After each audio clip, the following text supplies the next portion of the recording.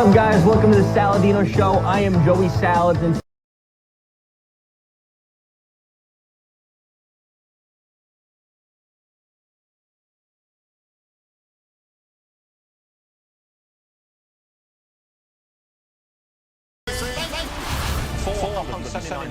new jobs by the past. Are really struck position we are in a recession.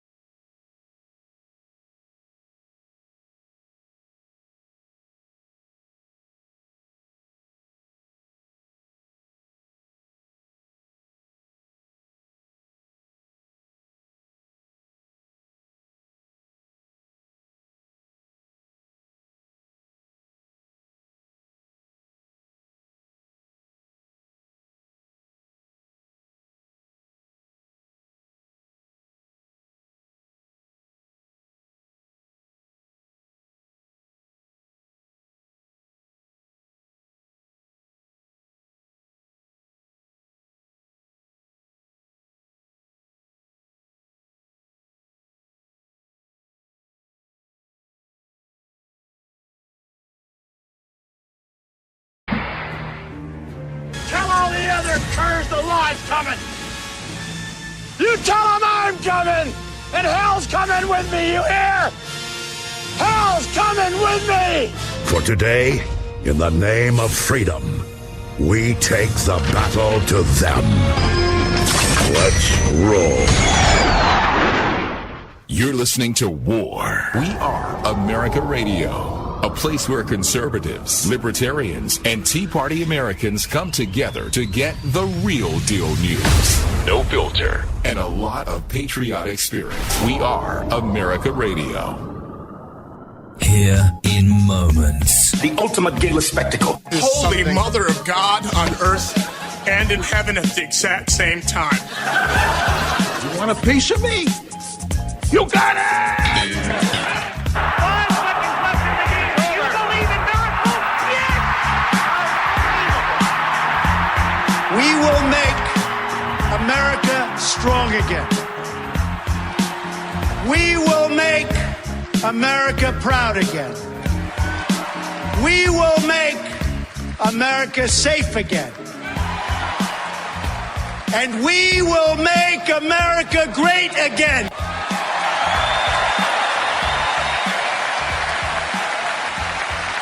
Let's not stand on ceremony here, Mr. Wayne.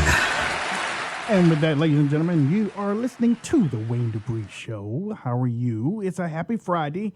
We told you we are going to do it 3 hours, 3 hours on Friday night. So that's what we're going to do. We're going to do it on. We're doing it 3 hours tonight. You're going to be with me and Hutch. As a matter of fact, let me go ahead and bring on Hutch just for a second. The phone number tonight to call in is 202-470-6738. 202-470-6738. Who wants to beat Hutch on here tonight? Who wants to be the first caller to call in on the Wayne Dupree Show? I'm glad that everybody is with us tonight. There's people on Spreaker, people on RSBN TV. We thank you. We're going to be here for 3 hours. We're going to be talking about politics. We're going to be talking about everything. If you got a recipe that you want to bring on, talk about, I really got a good one that I'm going to bring out a little bit later, and I think that you're going to be happy with it. I'm going to make it tomorrow. But it's Friday night. It's time for us to spend some time together. It's time for us to have a little bit of fun. Okay, so phone lines are... Wait, you know what? Let me open up phone lines the right way. You're listening to the Wayne Dupree Show live. We got something for you tonight. Thank you. Weeknights 9 p.m. Eastern on RSBN. Call into the show now at 202-470-6738. And watch us live on YouTube on Right Side Broadcasting Network. We do love Wayne, right? We love Wayne, right? Okay, now, the phone lines are open. And y'all like that? Did you like that? I found that in my inbox one morning, and I was like, holy wow. I mean, that's exactly what I'm looking for right there. You know, that's exactly what I'm looking for. And it's not like he doesn't know us. He's been on the President-elect Trump has been on the show 5 times. He's been on the show 5 times. That's right. And you know, it's something that we have not. Let me see. Refresh.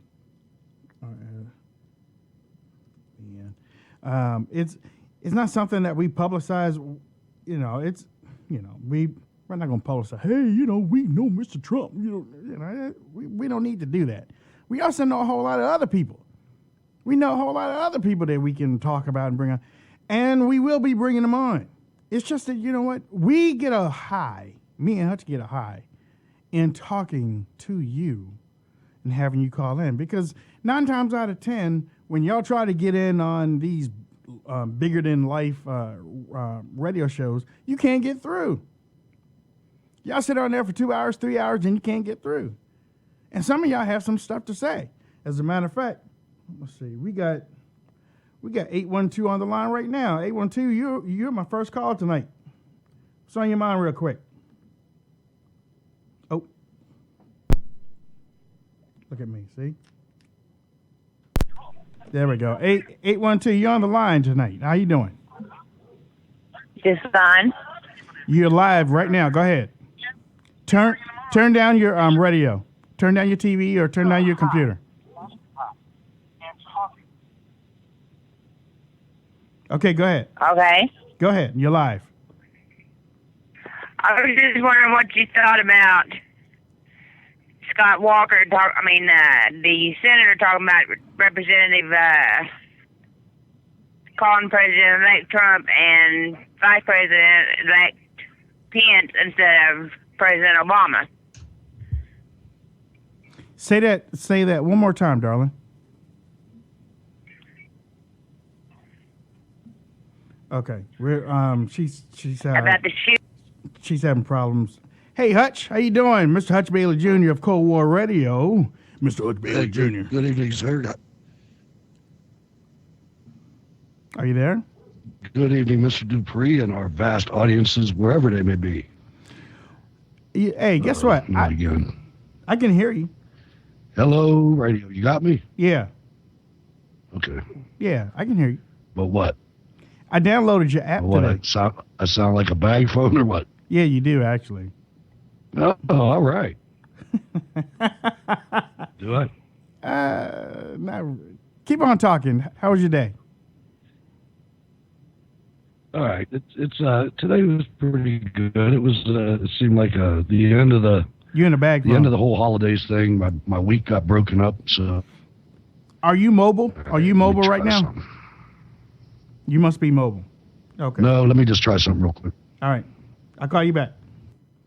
All right. That was my co-host, Mr. Hutch Bailey Jr. Phone lines open 202-470-6738. Have y'all been looking at the have you been looking at the Congress? Have you been looking at what the Congress has been doing since they have been, in the last couple of days? Have you seen some of the stuff that they have been doing? They are politicians. They are not Mr. Trump.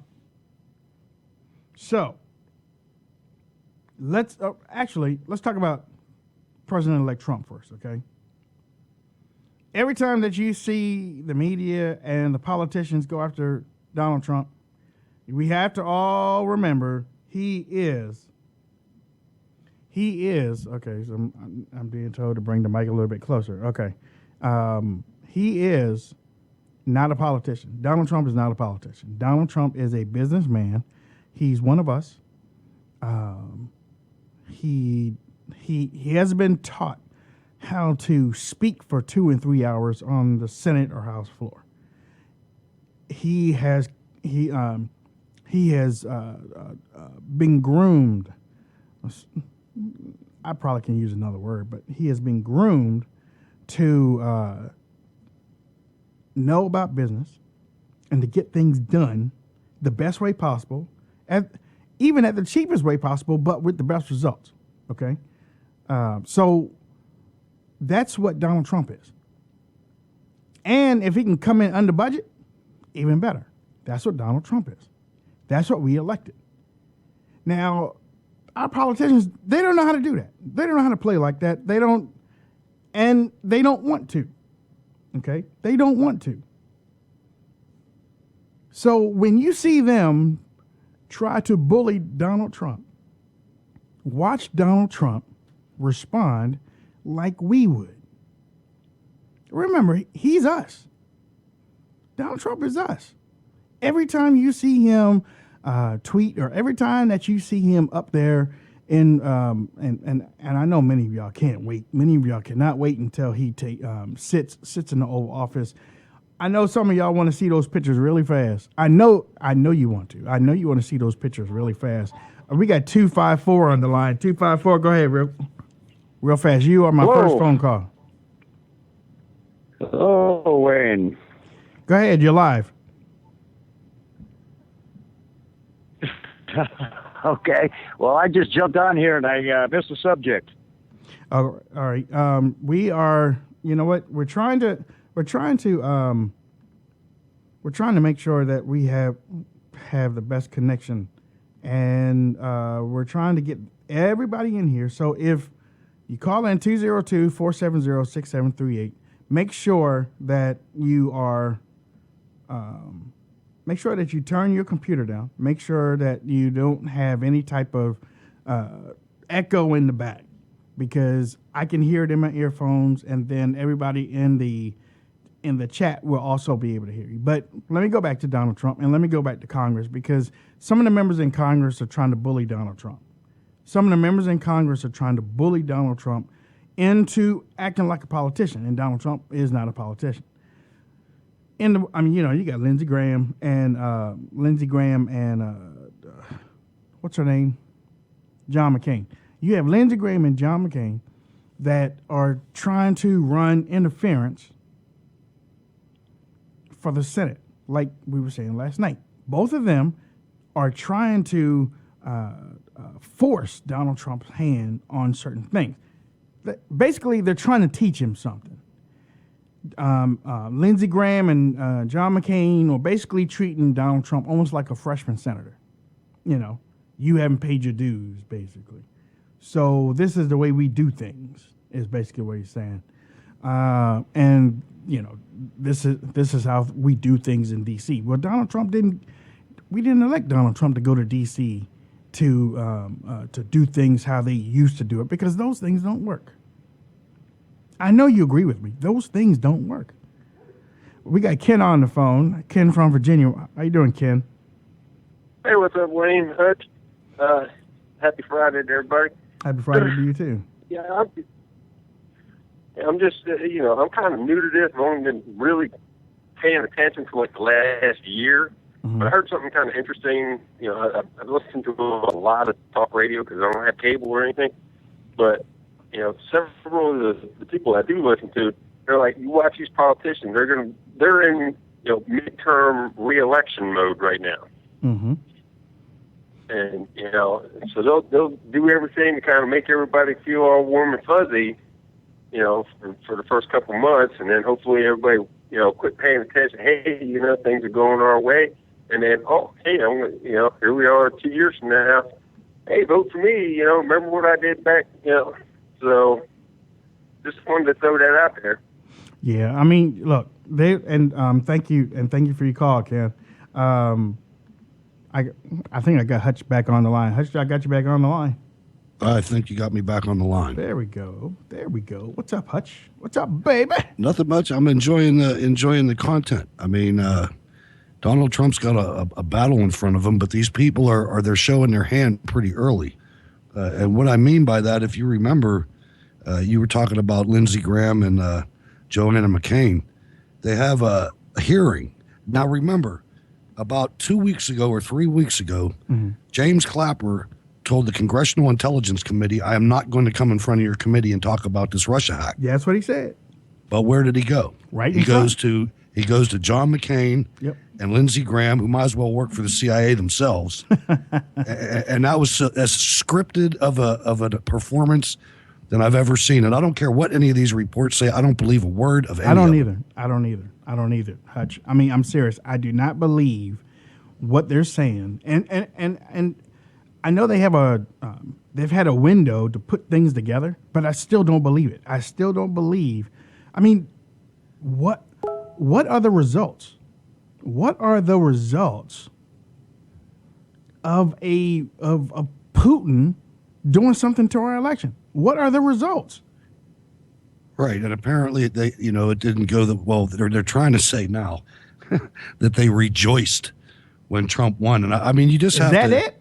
You have to use your common sense, ladies and gentlemen. I mean, if you were the head of a country other than the United States who had an adversarial relationship with the United States, would you want Hillary Clinton with all her feckless leaders who have allowed Russia to do anything they wanted in the last 8 years, up to and including invading Ukraine and annexing Crimea, or would you want to be against Mad Dog Mattis? Yeah. Now, come on, it just doesn't make sense, ladies and gentlemen. They're trying. The only thing I get worried about, Wayne, is I don't want to fall into a trap that maybe they're doing this because I've heard, the real tinfoil hat people say that, they want to make us to where we don't trust any of the institutions in government. And I don't think they're doing it by design. I think they're doing it to try to destroy the country. And that's just there's something that happens that we watch the IRS, we watch the FBI, the whole DOJ, we watch the CIA, and of course we don't. I mean, you can come out with as many reports as you want, but Mr. Clapper, you're the one that told Congress that the NSA wasn't spying on Americans. Mm-hmm. And you got cold-blooded caught. And you know what? Every time that he knows he's in trouble because he put his hand on his head. Yeah, and he looks down. Right? That's when you know that he's either lying or he has to come up with something to make everybody else feel good, but he doesn't feel good about it. He also did the same thing about the national intelligence when they asked him, "Can you tell us right now, right there, you sitting in that seat? Can you tell us right now that y'all aren't collecting data on the American people?" No, we're not. So he looked right down. He looked down at the table, put his hands over his eyes. Yep. No, we're not. So basically, what you're saying that at no time are you collecting any data on the American people and storing it somewhere. Well, not on purpose. He used a different word. I couldn't think of it. I was like, and ladies and gentlemen, this is the guy that stood up there as the Arab Spring was going on and told you and he told Congress under oath and the American people that the Muslim Brotherhood is a mostly secular organization that eschews violence and has disdain for Al-Qaeda. I'm thinking, really? You're trying to get people to believe that? I mean, ladies and gentlemen, you're listening to the Wayne Dupree Show along with my my beautiful co-host, Mr. Hutch Bailey. Somebody else is coming on? No, but we're going to be here for 3 hours a night. We're going to try to make you laugh, try to make you understand some things, throw some common sense stuff at you. But one thing we will not do, Hutch, tell them what we won't do. We're not going to lie to you, ladies and gentlemen. We might get something wrong from time to time, but we'll tell you if we do. Yep. And we're never going to lie to you. It's not about that. It's not about lying. It's about using common sense on certain things, like those four crooks, criminals in Chicago. I believe that they should get the death penalty. I believe that. I mean, because when you make up your mind that you're going to do something to a human being, not an animal, to a human being like that, and you're going to say what you said for 30 minutes, but you're going to hold him for 2 days. That's not play. That's not playtime. That's not playground stuff. That's death stuff. That's like what do you want for your last meal type of stuff right there. At the very least, they have to be taken away from society. They have to. You can't put them back in society. And don't feel sorry for these people. Don't feel sorry for these people. You can't feel sorry for these people because they didn't feel sorry for the guy who they tortured. Yeah, but Dawn Lemon said it wasn't any hate involved. She did? Yeah. Let me motherly love. Let me tell you something about Dawn Lemon too. I don't trust anybody over there at that CNN bathhouse to tell me jack squat. Nothing. They can't tell me anything. Dawn Lemon can't tell me anything, an expert about anything. Anderson Cooper definitely can't tell me anything. You know what? And I don't watch CNN, but I do see the videos flowing around the internet and stuff. Let me tell you something about Anderson Cooper. Anderson Cooper really doesn't know how to moderate anything. He let people fight. He does. He lets people sit up there and fight, and they will overpower him. They will overpower him. He likes it. He likes that. Now, with Dawn Lemon, her feelings come out where if you don't answer her question, then she's like, no, wait, you have to answer my question. Answer my question. I brought you on the show. You have to answer my question. No, answer my question. No, I'm not going to let you sit up here and filibuster. I want you to answer my question. No, that's Dawn Lemon. But that's what they have over there at CNN. So when Dawn Lemon talks about it not being a hate crime that they were evil, no, he said that they were evil or not evil. He said that they weren't evil. They didn't have good enough home training. Home training. Dawn Lemon doesn't have good home training. He missed that whole football thing. No, well, maybe he didn't. Maybe played he a went hell of a badminton though. Maybe he went there with pom-poms. You never know, man. You never know. Ladies and gentlemen, 202-470-6738. We are the Wayne Dupree Show. Guess what? Tonight, we are also fundraising. We are fundraising tonight. You can go to GoFundMe.com /WD show. And basically we have...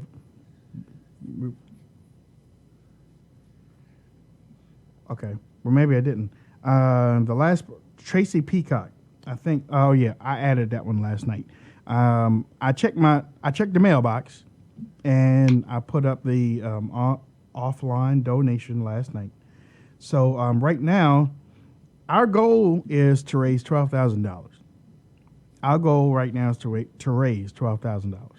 We're trying to get a new base computer for the show. We're trying to get a mobile laptop upgrade for the show. We're also trying to upgrade our equipment, and we're also trying to get this show nationally syndicated. Why? Because Hutch and I feel that we want to reach more people. And if you like the show, if you love the show, then most of y'all have been with us since the beginning anyway. You want us to be everywhere. And then, you can walk up to your friends. My boys on the Dwayne Dupree show. Yeah, they're on the AM station tonight in our area. You can turn them on. I talk to them all the time. Yeah, I talk to them all the time. As a matter of fact, I hang out with them whenever they're in town. But Wayne, GoFundMe.com /WD show. And when we hit that goal, then we will start. I'll show you.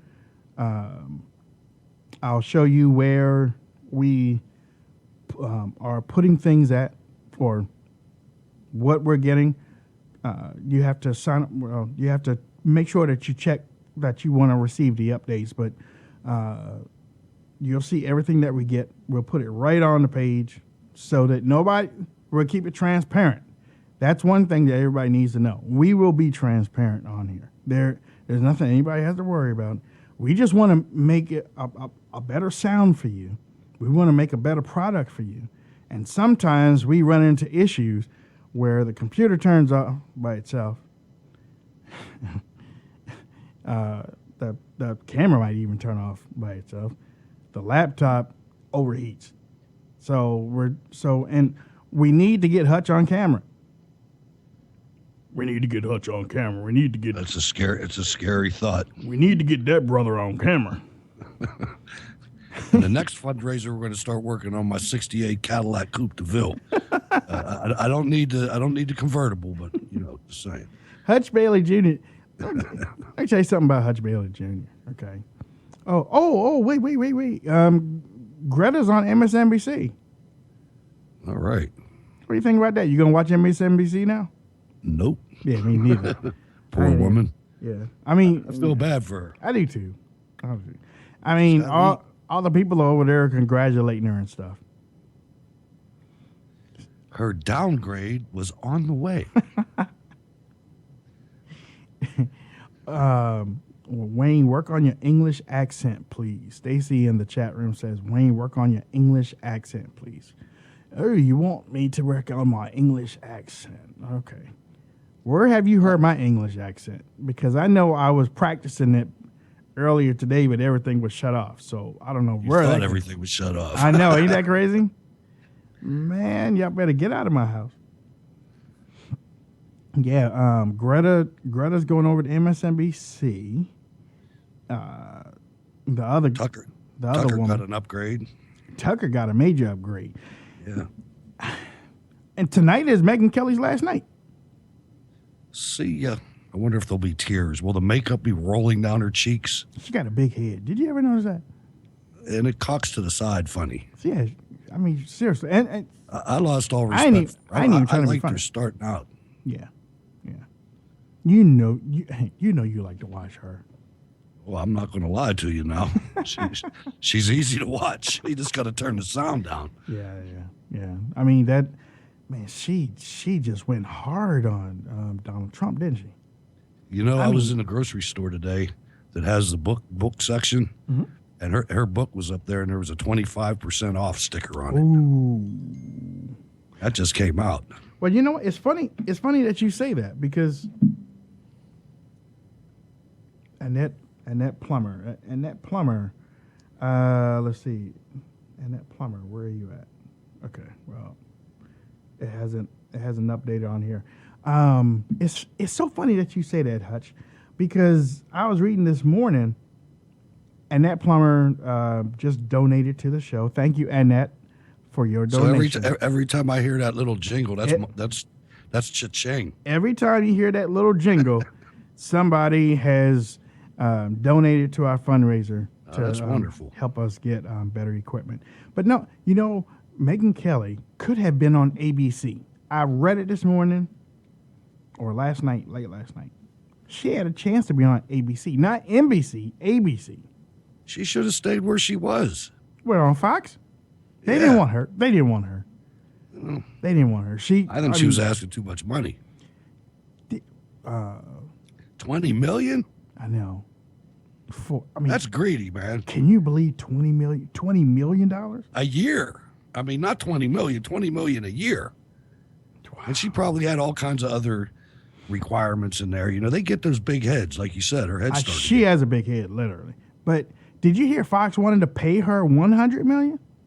No. I don't even know if that's true or not. But no, the word came out. Fox wanted to pay her $100 million. I don't even believe that. I don't believe that unless it was $20 million a year, like a 5-year contract at $20 million a year. Then Angela in the chat room says that Fox offered her $20 million, and she didn't go for $20 million. Is she crazy? Oh, wait a minute, hold on. Let me see. Well, either way, ABC. $100 million over 6 years. Okay, yeah. I knew I saw it somewhere. But ABC could have signed her. ABC, but when she sat down there for a 10-minute interview, people stopped watching. Not lying. I'm not joking. The ratings dipped when she was on there for 10 minutes, Hutch. On which? On MSNBC or on ABC? On ABC, yep. Yeah. Ratings dipped. Her reputation precedes her. She was talking about Roger Ailes at the time, too. That whole hit job, too. I mean, I don't know. I'm glad she's gone. I am, too. I mean, ding dong, the witch is gone. But I'm happy about Tucker. I am. I think Tucker is a great find. I still think Sean Hannity should have been at the 9 o'clock show. Let Tucker pay his dues a little bit. I like Tucker. Don't get me wrong. Well, maybe Sean likes it. Maybe he likes it. I think a lot of that show, I think he tapes. Sean might be leaving sometime soon. You know what I'm saying? Well, really, if you look at it, these people, if they're prudent with their salaries, I mean, man, I could work 1 year at that and be good. Yeah, me too. Me too. Just sign me for a year. Give me a 1 year lease on this chair. I'll be gone. But that's why I don't understand these NFL guys. Can't you put the dope down for a year or two, man? You can set yourself up for life. You could start a restaurant chain and smoke all you want. Can you imagine, Hutch, that it gets out that the network that you were on wants to pay Megyn Kelly $100 million over 6 years? Oh yeah, that's going to cause everybody. A lot. It's going to cause because you know that beautiful woman Rachel Mudcow or whatever her name is. She's not making $20 million. And the ding dong just went over again.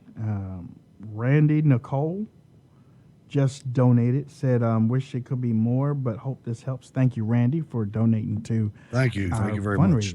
Thank you so much. We have 937 on the line. 937. What is your name? Where you come from? It's Brian from Ohio. What's up, Brian? Call about the Russian hacks. What do you think about that? It drives me nuts because nobody's talking about the DHS hacking Georgia and 2 other states. Yeah. And then they come out and want to complain that the Russians are hacking something with no proof. You know what, Brian? The one in Georgia, I think was what? In Tennessee, you said? And I think West Virginia. West Virginia, okay. All of them traced it back to DHS. And Jay Johnson and them said that it wasn't them. So the Georgia Secretary of State was like, well, you know what? We aren't wrong. We traced it back to y'all. So let me look into it a little bit further. Now, I haven't heard anything else back from it, but it makes sense that Homeland Security probably could do that. It's not beyond them to do it. Especially right, and I agree with that. And I remember Judge Napolitano, he'd said that... yeah, I remember that. He had a source from NSA saying that they're the ones who hacked the DNC. So you had all these government agencies are hacking into all these states, DNC, and everything, and then they're gonna accuse the Russians of doing it. Mm-hmm. But I mean, at the same time, we got spy agencies. Russia has spy agencies. I mean, that's what we do. Exactly. But so, hey, Brian, thanks a lot for your call. You know, Hutch. Sir. I read today that somebody had jumped on. The report says Putin did try to influence the election. Influence. Again, I have to go back to the absolute upside down theory that the Russians would want the party that tore the Soviet Union down to win. I can't get past that alone. You know, Donald Trump is the ultimate capitalist. The Russians are against capitalism by their very nature. Mm-hmm. It's just not even feasible. It's not a plausible situation. You heard Barack Obama tell Bezvizin, whatever his name is, the premier or prime minister, that, hey, tell Vladimir that, you know, after this election, I'll have a lot more leeway, a lot more flexibility. That's what he said. And then just everything just changed. Well, you know why it changes, because Vladimir Putin got tired of watching these terrorist attacks happen. Like, you remember, like, for like a week and a half, ISIS was just going after Russia. That's a possibility. That is a plane possibility. went down and all that stuff. So, look, Putin came out. He was like, "Yay, listen, Barack Obama's funding them." And did you see that tape that just came out? That Kerry basically admitted it on a audio tape. Yeah. I have that on my website. Right. I have that on my website. That's where I got it. That's where I got it. Well, thank you, Hutch. Thank you. I got the other one there too. The one about about the terrorist, about the Waleed Shubat identifying. I saw you tweet that. That was Thank stunning. You. Thank you so much. When I saw that come across the wire, I was like, I remember Hutch talking about Waleed Shubat all the time. Hutch would talk about that guy, and I was like, hey, well, he's the only one that I would trust to know, because based on what I read about him, he claims to have been part of the Palestinian, the PLO. He was, yeah. And then he converted to Christianity. Now, absolutely. So now what he's doing, he's letting us know what's going down. And he said, hey, you could tell. Well, actually, y'all have to go to WayneDupree.com and read it. But you did so good, because I had just seen the same, close to the same story, but it was on AJ's site. You know, it was on InfoWars, and I don't retweet InfoWars. Yeah, man. But when I saw it was on your site and I saw it was Waleed, it was like bling. Yeah. There it is, man. Yeah. I knew it was true, but I didn't want to put that hat on. Yeah, but you saw what I did though. I put his name at the top. Yeah. You know, smooth. and that's what I do at WayneDupree.com. If like the New York Times come up with something, I'm gonna put the New York Times, because I don't want nobody saying, well, Wayne is got to attribute. These people said it. I'm only giving my opinion on it. Hey, Little Miss America just gave a donation to the Wayne Dupree Show for the night. Thank you so much. There's a virtual hug to you. Little Miss America just donated to the show. I have on my iPhone, so you hear that little ding, that means you just gave something. So here's a game. If you want to hear a ding, all you got to do is hit it up. That's right. You want to hear that ding? Say, that's my ding. That was me. That was me. Okay. We got Angela from Alabama. Angela. Hey, Hey, what's going on? How you doing, Angela? How was your week? Oh, my head is about to explode, Wayne. Uh-oh. Don't do it. We are in trouble. Are you aware of this new law that just got passed allowing the government to distribute propaganda in the U.S. in the name of national security? They've been doing that for years. I mean, yeah, the thing is, though, Angela. Well, now it's legal. But the thing is that before, you didn't have people like us. We got to make sure we protect the internet because everything's changed now. You look and see what's going on in Washington. You have the CIA, the FBI, Lindsey Grahamnesty. You have, John McCain, all these people talking about this Russian hack, and nobody believes it. Right. You know, I read that document 3 times over today, and I could not find a shred of any indication that it told us anything that we didn't already know. What was the law again? It allows our government to distribute, they call it counter propaganda. Email me. Like if we have. Email me. Do you want that article? Yeah, please, if you can. It was about to explode when I read that today. It was done really quietly. It was passed last week underneath an umbrella of a larger budget bill, and they kind of stuck that in there, allowing for this to happen, making it actually legal. Okay. Well, Meaning, how I interpret that is, so we have, these trolls and we have all this crap on Twitter. You're not going to know what's real anymore because we're trying to, in the name of course, national security, they're distributing fake news, or if you will, in order to counteract supposed Russian hacking or Russian propaganda or Chinese propaganda or whatever. Okay. How are we supposed to differentiate between the two? Well, I tell you what, we are most definitely going to be on the lookout for that, Angela. Email me at my RSBN email address, okay? I will. And we'll take a look at it. Thank you, Angela.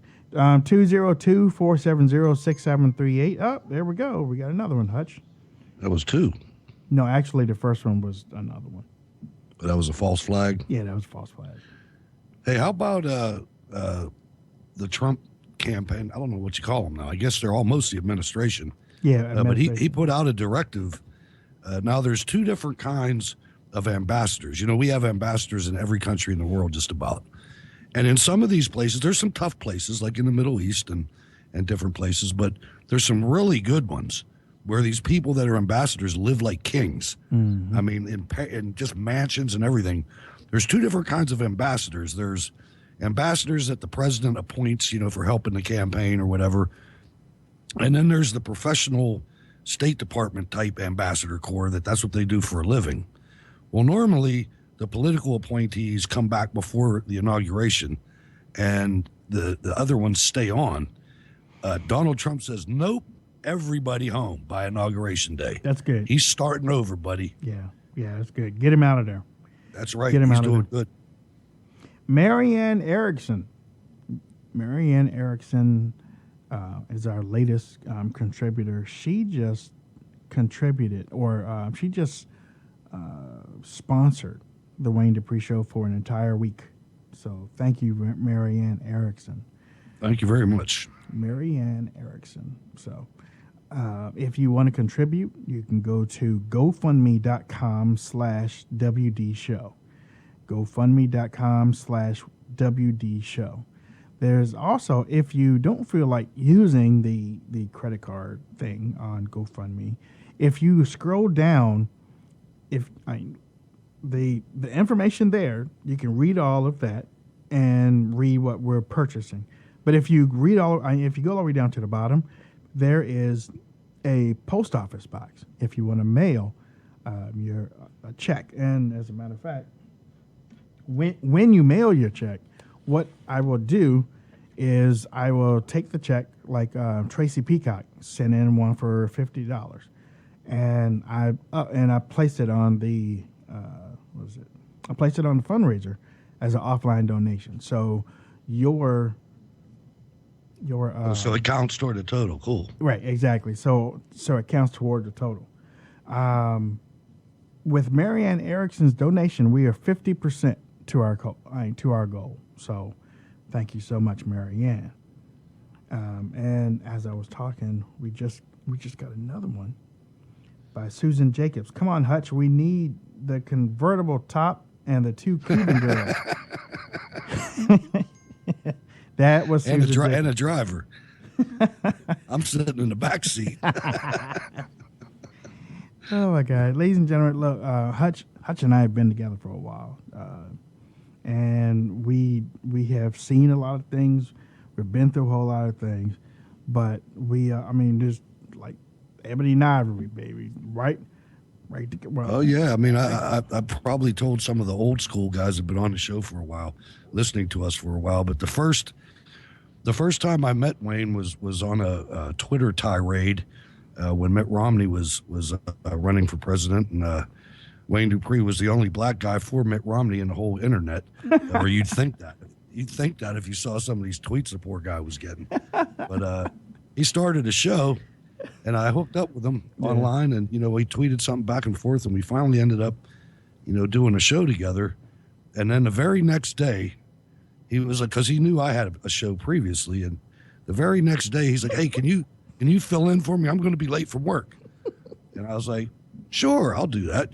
So I that was cool. Go ahead. I get with the producer, and now I'm the host of the Conservative Brotherhood. Now, wait, hold on. Go ahead. The show was called the Conservative Brotherhood, and we were playing off of the Muslim Brotherhood, but we called it the Conservative Brotherhood. And Hutch, I needed a strong voice to lead the show, so I asked Hutch. Hutch said he would do it. Hutch, tell him the funny thing about the Conservative Brotherhood. Well, the Conservative Brotherhood, the original Conservative Brotherhood was Wayne, and I'm not going to mention any names, but 2 other black conservatives. So there I am, and I'm running the Conservative Brotherhood on a station out of Los Angeles, and it went pretty good. I mean, it did. When I realized what was going on, I'm like, "Oh, how am I going to pull this off?" Mm-hmm. But it was all good. The guys were great, and it ended up doing fine. And then another time, I had to co-host, and I met Stacey Rush, and she made it easy. I mean, you've heard her before. Yeah. So and then we had, we moved around different places and whatnot, and but we stuck together, and here we are, and I'm glad we are, and it's an exciting time to be on radio. Exciting time to be on radio. And Mr. Ken Brady, thank you for sponsoring our show tonight with your donation. Mr. Ken Brady just donated to the show, and thank you so much for your donation. There are different limits for the show. You can donate. Actually, we've only had one guy. Let me see if I can find him. We've only had one guy, and he will be getting a call from us, as a matter of fact. He gave $500, and with that one, he's going to get a call from Hutch and I. That's humbling. Thank you very much. From both of us. We're going to call him and talk to him a little bit. But there are different levels. You can sponsor the show for the night. You can sponsor the show for a week. You can just donate and get a virtual hug. You can donate and get a virtual shout out. But I'm trying to find his name, and I'll find it. But yeah, I wanted to remark on him again because he really, everybody is believes in what we're doing. But what he did, he really did a good job. Okay, donate page is GoFundMe.com WD Show. GoFundMe.com / I said Wayne Dupree Show. WD Show. Okay. Cheryl Loss. I'm a little bit ahead of the ding, Hutch. Cheryl Loss just sponsored the show for tonight. Thank you so much, Cheryl, for your donation tonight. You know what? And the only way that I could be doing this is that you're watching the show. You're watching the show. And Hush, they need to be sharing the show, right? Absolutely. There's buttons on YouTube. There's buttons on Spreaker. There's buttons on RSBN. Wherever you are, please. That's the way that we ensure that the truth goes out. Is if we grow, we have to grow. That's the key to it. I mean, we appreciate beyond saying your donations, but the most important thing is that we get this out there and we start doubling, tripling, and exponentially growing the audience, because then there's no limits. No limits. Yeah. And with your participating financially, we don't have to say what different companies want us to say. We don't have to come out here and toe the Kellogg's line, for instance. Yeah. Or things of that nature. So it gives us a freedom that you don't get anywhere else. We got 972 on the line. 972, you are on the line with Wayne and Hutch. It's a Friday night. What you want to talk about real quick? Hey, Wayne, it's good to talk to you and Hutch tonight. I'm so glad of all of y'all's success. Thank you. It's wonderful. And Hutch stole my thunder when he was talking about the mentality, or let's just say the way that Russia's mindset is about left. Why would they want Trump in there? So he kind of stole my thunder on that. And let's see.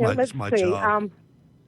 Yeah, I know. And hey, let's see. I want to ask you a question, Wayne. Are you getting any feedback? Is there anybody that's listening to the show that doesn't think like we do, and that you hear about their left-minded crap? Well, I'll tell you one thing. We're so good that we had a Muslim call in from Minneapolis that loves the show. So we I changed heard their it, man. minds. Right, I listen to you almost every night. I'm like addicted. Even my husband goes, "Your show's fixing to come on. Your show's fixing to come on."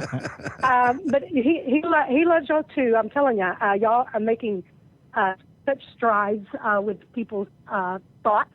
And I don't want to keep y'all too long, because I know y'all probably have callers that can really add a lot more insight than I can. But if you really want to hear that phone do the ding thing, Wayne, the ding thing. Yep, the money thing. coming in. Mm-hmm. The ding thing.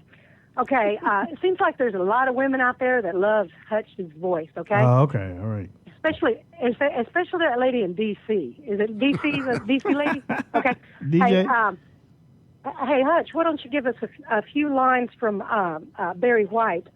Can't get enough of that, your love, baby. Come on, get that phone dinging. Hey, that's all I want to say, guys. Thank you, dear. Y'all keep on doing what you're doing. All right, love y'all. Bye. All right. Barry White, really?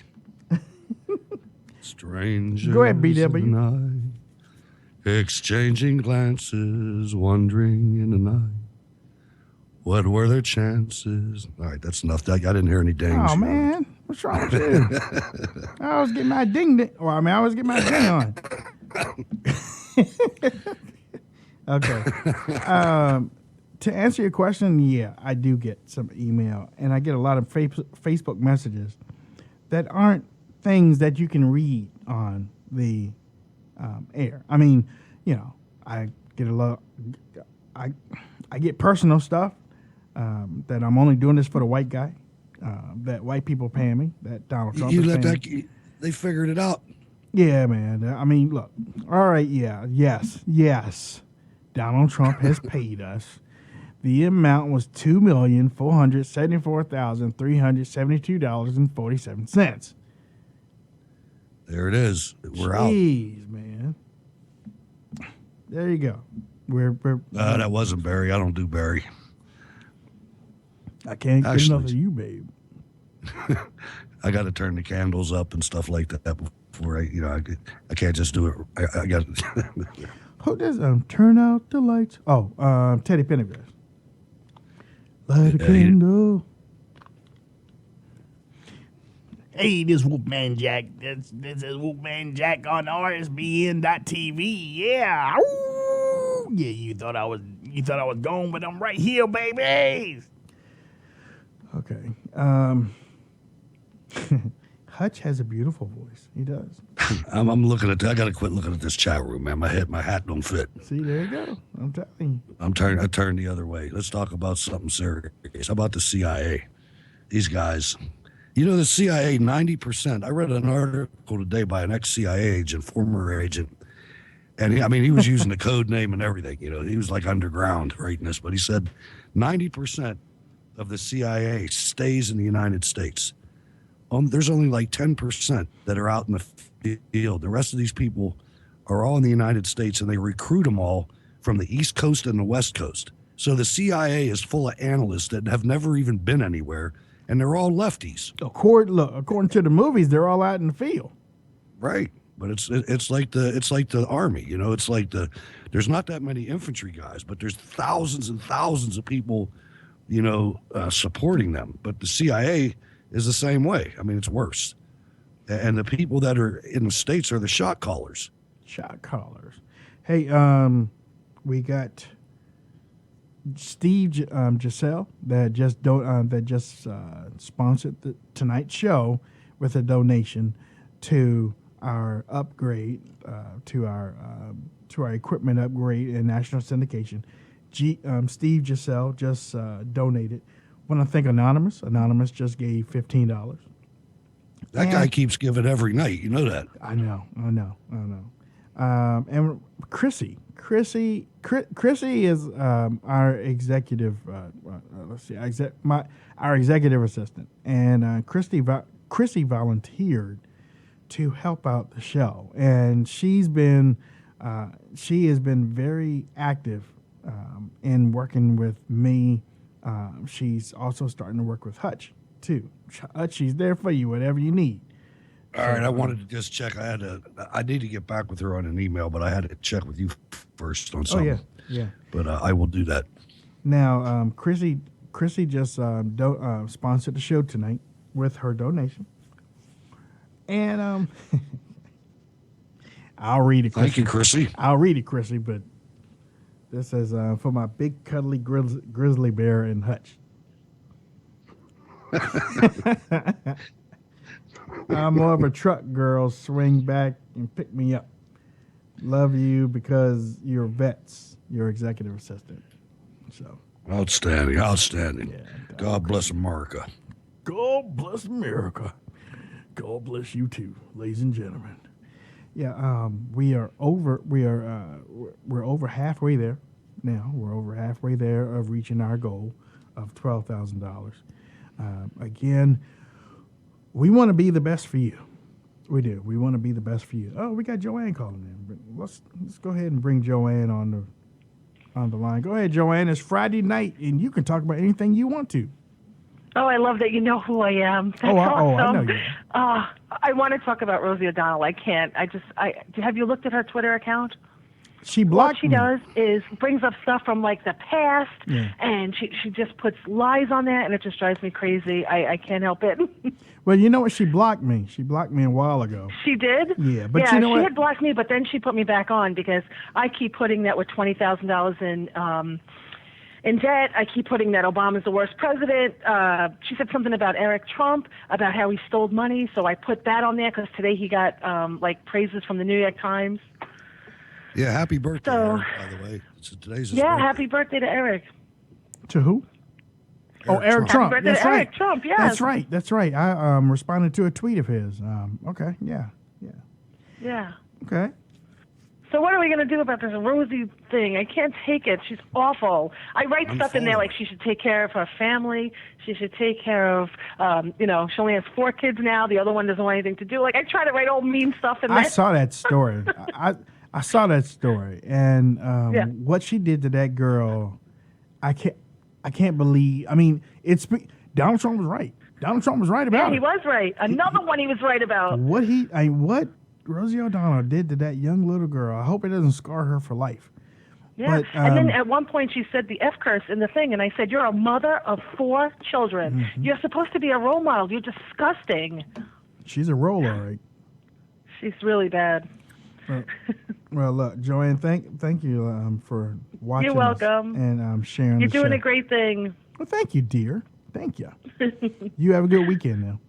You and Hutch. I can't forget about Hutch because both of you. Thank you very much. But I just kicked back because the grizzly bear's running things. Really, you doing that? That's right. All right. Have a great night. All right. Thank you. Thanks for calling. You doing that, are you? Right? Well, every time Roseanne Donald comes up, it messes my metabolism up. Okay, Frank. My synapses start firing wrong. And, that's an ugly woman right there. I know it is. I'll call them ugly when they're ugly. That one has Donald Trump portrayed her perfectly. She has that pig nose. Did. Yeah. Hey, goes up. Let's talk about this Fort Lauderdale thing. We haven't talked about that yet. Yeah, the thing about this thing is, just to lay it out for people, because they don't do a very good job in the media. This guy, who's, according to Walid Shubat, an Islamic terrorist of Latin American descent, apparently, according to his name, but he was coming back from a flight from somewhere, and he did what I do all the time, and this is what scares me, because it won't be too long now until the leftists are trying to tell me I can't take my firearm with me when I fly places, which is totally legal. And this guy did that. And when he got off the plane, you have to put it in your checked baggage. It goes through TSA, and there's a bunch of different things that requirements you have to meet. And he got his baggage at the baggage claim, and then he went and took his baggage into the restroom, and he went into his suitcase, and he took his handgun out. And one of the regulations is that you have it under 2 padlocks, and you have the ammunition separated from the weapon. So he had to unlock the 2 padlocks, fire home a clip, load the weapon, and then he came back out and he started hitting people with headshots in the baggage claim area. Dang. Now, you can imagine, we've all been in baggage claim areas. That's a concentrated, that's a target-rich environment. Yeah, it is. And I'm thinking, man, if I was in that baggage claim area, they got me so hogtied, I'd be laying down on the ground trying to find my keys first for the padlocks, then opening my suitcase up if I was lucky enough to have it there, and trying to unlock that. And just the regulations we have are crazy. Wow. Just one guy with a gun could have stopped that. And we spend all this money on security, on TSA and DHS. Why wasn't there somebody in that baggage area? TSA are mall cops. You ain't lying. They don't do nothing. TSA just stand up there and some of them not even from this country. Some of them aren't even from this country. Some of them are biggins too, man. I mean, they couldn't run. But you look at they should have had. We have all this money, and a guy with a pistol could sit there and shoot that many people. Oh yeah. They don't care. They don't care. They're going to go after guys like me. They're going to go after somebody that, I travel to Orlando a lot, and Orlando's got more freaking Islamic centers and Muslims everywhere. I'm going hot, man. I'm sorry. And now you watch and see if they don't try to do something with that. Well, luckily Donald Trump's coming in, so you said this will stop. You said you go to Florida a lot. Well, I go on vacation there. Yeah. I've been on vacation several times. I like it down there. Yeah, you got the family down there, don't you? No family down there. Oh, no, I bring the family with me. Costa Nostra. Well, they retire down there from time to time. Take care of a couple things when I'm down there. See the guys. Just acquaintances. Where was I today? Oh, I was at the store and I was standing at the line, and I had to give my ID, and she asked me. She was like, "Is this where you live?" I said, "Yeah, that's where I live right there. I'm a farmer. I bury things." Well, she started laughing, and I was like, "Yeah, I got. Well, I don't want to tell you about the shovels I got out in the back of the truck." She looked at me and was like, "Just kidding. I could have been followed, but I wasn't though. No large bills, please. 347. What's your name? Where you calling from? Big Rich, you're on. Okay, guess not. Was that Big Rich? Yeah. Okay. Big Richard Torres from New York City. Well, we got Maui on the line. We got Maui, Hawaii on the line. What's up, Maui? Hello, Mr. Wayne Dupree and Hutch. How you doing? Hey, how you doing? Well, Hey, I just wanted to get your quick opinion on a couple things with that Fort Lauderdale story. Mm-hmm. Shoot, I guess that's the wrong thing to Chatter, say. I did Go some ahead. digging today, and I was just flying around the internet and stuff when all that was kind of going on, and doing some digging, and you just hear different things. There was a short video clip of a construction worker that they found and they were talking to, and he was saying he witnessed up to 3 guys with rifles shooting, and I'm not sure how credible that story is, but this was in the timeline, I guess, almost just as or after they had caught the single gunman that we're all seeing on the news. And I don't know, just wondering about that and just seeing some different chatter and wondering, what or what not we're being told sometimes. You said that people were shooting shotguns? Well, rifles. No, rifles? Well, there's a little video clip that was going around, and the video clip was a eyewitness. He was a construction worker at the airport, and he was working on the roof, saying that he was looking down, and he clearly saw some guys with it looked like rifles that were shooting something like 2 or 3 guys. And again, I'm not sure how credible that is, but the video of that construction worker was kind of floating around the internet for a bit. I'm not sure if it's not there anymore or not, but you hear so many different things, and you hear that phrase "false flag." Not to discredit the story or the people that got fatally injured or whatnot, but you hear that term "false flag," and I just kind of wanted to get your guys' opinion on any of that. And, you know what? Some people are getting and thanks for your call. Some people are just getting away with just throwing up false flag, just to throw it up there. They're just throwing it up there. The false story, false news, fake news, false flag. They're just throwing it up there because they can. Now I haven't seen anything about no 3 rifles. So I mean, I remember at the beginning when the story was just breaking, and Shepard Smith had a guy in the baggage claim area. He was talking to him on the phone. The guy was terrified, man. And he was saying that there was reports that there was another gunners in a parking garage or something like that, which would coalesce with what the caller said. If the guy saw something from the roof, it could have been by the garage. But I don't know. They say that there's only one. And, this is the problem with the bathhouse at CNN. You can't believe them. No, you can't. That's the whole problem. And, we had an administration that you couldn't believe. A word they said. The whole 8 word. years. The whole 8 years, Right. Hutch. That's so damaging. Couldn't believe nothing that Barack Obama said. I didn't like everything George W. Bush said, but I never thought he was lying to me. Well, I mean, maybe on some things. Yeah, but, on some things, yeah. By and large, I mean, this guy that we got now, it's just a never-ending lie. You remember the guy that the senator, or was he a representative? In the early part of Barack Obama's presidency, called him a liar. Yeah.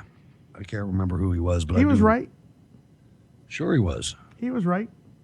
Everybody that ever said anything about Obama was right. Yeah, he's homosexual. Even the lewd stuff. Yeah. I mean, you can't make that picture with that Pakistani dude on the couch up. Did you see that? I mean, you just can't make that up. That's cuddling. That's something that would make me barf. That's not Photoshop either. Get heebie-jeebies. That's not. There's way too much empty couch there. Yeah, they sitting on the edge of the couch. They got a whole couch, and both of them sitting on the edge of the couch. 2 men sitting on the edge of the couch. This is to the fellas in the audience. All the fellas. That's like you go into the restroom, the public restroom, and there's 5 urinals. You don't go to the middle one. You go to one of the ends. Yeah. And the next dude that comes in goes to the other end. Then we start thinking about using the middle one, but you don't go right up next to somebody and there's 3 empty urinals next to you. That's just not part of the rules. That's not one of the man rules. Am I right? Yeah, no. You weren't even listening. No. I was, but I noticed that the computer shut down for Spreaker, so I had to turn that back on for Spreaker. I was looking at Terry. Terry was like, "Well, I'm going to YouTube." Wow, that's that. And when I saw that, I was like, "Uh-oh, wow, that means that So I'm turning back on the computer so that we can get the radio back up. Yeah. So there you go, ladies and gentlemen. We need some equipment. Yeah. GoFundMe.com/WDS show. WD show. WD show. Yeah. Okay. 215. You're on the line. Hello. How you doing, 215? Hey, what's up, Wayne? How you doing? How you doing? Good. I'm sitting here tonight. I'm really sad. I feel like crying. You know, it's Megyn Kelly's last night.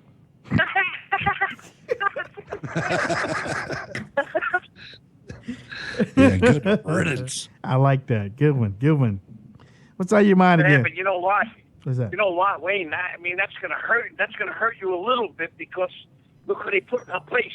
I know. You can DVR that stuff. You know? Yeah, DVR. But listen, I don't think it's gonna hurt you that much because they tape him and they play him later on, like 2 hours later. Yeah. So that may not hurt you as much. Yeah. You know? Yeah. Wow. But anyway, fellas, listen to me. About this, Wayne, I spoke to you about Russia about 2 months ago when I told you that Podesta was, they were in each other's pockets and Hillary Clinton with the uranium deal. Yep. I never seen in my life so much bullshit. Real bullshit. This has got to stop. Because you know what's happening? Behind our backs, the Muslims are taking over this country. Now, I'm not anti anybody. But the one thing I do not trust is Muslims. Because I live in Pennsylvania. I live Hutch on the other side of the state. I live by Quakertown, Allentown. But I'm originally from Brooklyn. Now, I know most of the Muslims in New York. They own the grocery stores. They're all from Yemen. And I talk to these guys.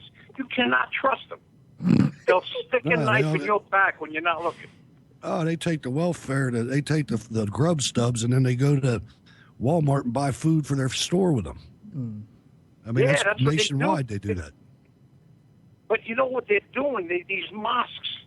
I mean, you gotta, the American, Wally Showbot is right. Yeah. America is not opening their eyes. It's ridiculous. And you know what, though? You know what? I'll say this. That's how England fell. I mean, Gordon called up last weekend and told us about it. He doesn't even recognize England anymore as what it used to be because they have allowed their culture to be overridden with the Muslim culture and the Muslim lifestyle. I used to be over there. I was over there 3 times in the early 2000s. I was over there 3 times, and I know there was a heavy impact of Muslims then. I mean, it was a half and half. Now that was back in 2000. It was half and half. You know what, Wayne? Hutch can understand this because I mean, he's basically in the country, out by Pittsburgh, like a suburban area. It's not a suburban area. It's Bibles and guns, So people really don't realize out in the suburbs what's happening. They're slowly taking over. You go to some areas. It didn't happen here in Pennsylvania yet, but you go to some areas. They're building mosques that are unbelievable. No, you're right. You're right. Super mega mosques. But the thing is that just to correct the record, you're in the country. You're in Allentown. I'm in Pittsburgh. I'm in the city. I'm in the only county in this part of the state that supposedly voted for Hillary Clinton. I'm surrounded, man. I'm telling you. I'm 2 miles away from Heinz Field. And they're here too. My county went blue. Montgomery County went blue. It used to be red. Right. Montgomery County. You got a Montgomery County? You have a Montgomery County up there too? It's over by Philly. Yeah, we got a Montgomery County here. It's one of those 5 counties that they were trying to get. Remember, they clustered around Philadelphia. Okay. Yeah. But you know, I tell you what, I don't miss the city at all. Brooklyn. I'm originally from Brooklyn, New York. It is not the same place that it was. I mean, even 10 or 15 years ago. It's completely foreigners. Chinese, Pakistanis, Yemenites, Russians. I mean, you know, listen, the Russians ain't so bad. I mean, you know, Putin is really getting a bad rap. He really is. You know, and Trump's got to put his foot down. That's another thing, Wayne, I wanted to tell you about Trump. Being from New York, I'm a New Yorker. Mm-hmm. I know the way Trump operates because, I mean, I basically know the guy. I mean, I was in the construction business back then, you know, and I can't even tell you stories, but I don't want to. I don't want to get him. I don't want to get Trump riled up. But anyway, Trump is a New Yorker. He talks like a New Yorker. Oh, yeah. He's a doer. He's a doer. Right. These guys in Washington, they're a bunch of stiffs. Forget about it. Yeah. They're stiffs. Yep. You know, so that's going to be Trump's only problem. To get those guys to keep his pace, they're not going to be able to keep up with him. Well, he'll shame him into it, though. The thing about Trump is he's thanks for your call, too. Social media. What's that? Go ahead. No, he's got control of social media, and that's something that totally bypasses the press. He's going to be able to speak to Americans the way FDR and his fireside chats during World War II. I mean, it's something that it's phenomenal. It really is, and he's been being a little bit more mellow with him and to the point. I mean, he got a little funny when he talked about Sylvester Stallone. I don't know how much that helps him, but I certainly don't think it hurts him. I mean, he's really making the media's heads explode because they're realizing how irrelevant they're becoming. I mean, and it's true, they are. The media. If he wants to start a storyline, all he has to do is tweet. Is tweet, yeah. I mean, look. The media doesn't want to have anything to do, or actually, they want to have everything to do with Donald Trump. But the reason why I say that is because they want to direct him or push him in the way to go. Okay, it doesn't work. No, it's fun to watch. Yeah, I mean, it's getting so bad that you say you use TweetDeck. That's what I use. Yeah. I had to add a column of Donald Trump so I could see everything he says. It's that important. It really is. Yeah, I added him as a list. Like, so whenever he tweets out something, it'll show up on my list. But yeah, I mean, I know exactly what you're talking about.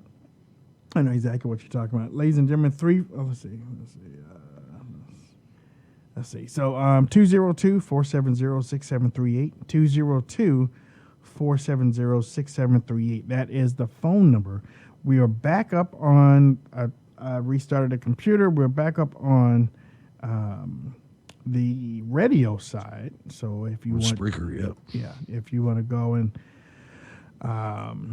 if you downloaded the app, both Hutch and I have radio apps. Yeah, you got two of them, man. You're looking good over there. Yeah, we're making games, man. We're making all types of games, But that dog, man. I got to give a shout out to Spreaker too. Spreaker's really coming along, and I mean, you're looking at SoundCloud's running out of money, and what was the one that we were on before? Live 365. They died. They closed up shop. Yeah. I mean, Spreaker's doing really well. They've got their act together. They really do. Check out some of the other shows that are on there after you've listened to all of our shows.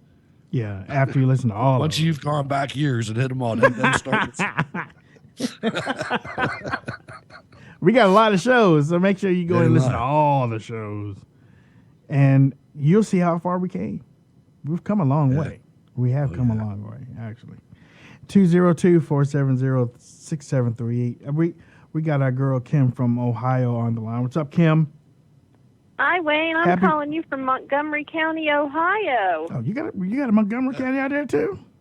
Yeah, but we flipped red this time. We went 2 times for Barack Obama, and this time by 3,105 votes, we went for Trump. Oh, good job. Good job. Anyway, I wanted to know if you watched C-SPAN today, and if you watched Joe Biden kicking all the House Dems back in bounds when they were going out of bounds. It was was that a pretty scene or what? Yeah, it was. Did you see that, Wayne? Yeah, you know what? And it's so Sheila funny that Jackson she said Lee that. It's so Sheila funny. Jackson Lee and Maxine Waters. Yeah, and you saw Maxine Waters run up to him when everything was over so she could get a picture with him. But, I know. yeah, but yeah, I saw that. I was like, okay, well, he's doing. I don't know. He said he was going to do just it. can't trust Joe Biden sometimes. I mean, he just flips the script. One day he's this, one day he's that. One day, he's bada bing. He's crazy. Well, you got that air gap in the front of the skull, and every now and then the brain shifts. And if it goes over to the right, go ahead. And we dodged a bullet because no senator would join those House Dems. They all knew they were crazy. Yeah. Look, Biden was like, okay, go ahead. So, it's your time. Yeah, we got this thing up here. All right, go, move, roll out. You don't have everything that you hammer need. too, boy. He was hitting that hammer. You don't have everything you need. But objection, you don't have everything. Do you have a senator to join you? Well, no, but we have a lot of House Democrats. Sit down. Yeah. And probably in his head, if he was thinking straight, he's like, man, get the hell out of here. We don't need to do all that mess. Look, it's over. All right? It's over. We lost. They won. You're showing your ass at this point. That's basically what it is, too. Yeah. It's embarrassing. All right. Well, I'll let you go. I just. Thank you, Kim. That was something to be laughing about today. Yeah, I like that. I'm glad you said it. I forgot about it. I like that, Kim. Hey, thank you, Kim. Bye-bye. All right. Hey, ladies and gentlemen, you listen to the Wayne Dupree Show with Hutch Bailey Jr. and Wayne Dupree here on Spreaker.com and RSBN.com. That we are we are an iHeart radio station. Now, that's what Hutch says on his thing. But we have another call. We have another caller on the line. It's Friday. We have open phones. That's what we do on Friday night. Open phones Friday. And RSBN said, you know what? We'll go ahead and let you do 3 hours a night too. So we're doing 3 hours tonight. 702. That sounds like, what's that, Virginia? 702, Vegas. Hey, how you doing out there in Vegas? Angie. I'm having a good day. I actually got to go into the Trump International today. All right. Did you lose any money? No, Trump doesn't have any gambling in there. It's just a hotel. Really? Wait, hold on. Yeah. Wait a minute. Las Vegas. He doesn't have any slots and stuff in his hotel in Vegas? Nope, it's beautiful. That has to be the only one. Yep, I think I'm going to put some pictures up tonight. It's absolutely beautiful. Wow. So, reason I'm calling, it's kind of interesting here. We have the Consumer Electronics Show on over here. And I even called InfoWars on this to get out there with some video because the show was designed this year for Hillary to win. And it's very interesting. It's a takeover of everything by China. And I hate to say it, but it's unreal. Watch what you buy this next year. They have now installed computer AI units in your bedroom mattress. If you can believe it. I mean, and that's not it. Anything as small as a thumb drive can have an AI interface into it now. And it's scary. Not only that, yeah, go ahead. Well, we're going to have to, it's moving on. All this technology is moving on. Artificial intelligence, the AI you're talking about, the robots, the self-driving cars, this is all going to happen. And it's just something that, it's kind of like when there was a horse-drawn wagon and then the train started coming along. They all, said the train was going to end the country and everything like that. It's the same way with this. We're just going to, they didn't want to go from the trains to the cars. It's just something that we're going to have to live with. And hey, thanks for your call. I hope you had a good time in Vegas. We appreciate it, and please call again. But yeah, this is just something we're going to have to deal with, and they're going to try to demonize it. Demonize AI in the bed. Yeah, well, that. What's that for? what would it do? I don't know. Now, I've heard that they have these robots that are supposed to replace. Yeah. I saw that. All that. I mean, well, I ain't see it. I heard about it. I saw it. Did you see it? And it's pretty realistic, man. It's like scary. That part's scary. You know what? It's so funny you say that because right now, I mean, you look at the kids now, Wayne, and I'm not talking about young teenagers. I'm talking about 16, 17, 18, you know, when you used to date. Yeah. These kids don't even go out. I know they don't. Because, you know why don't you?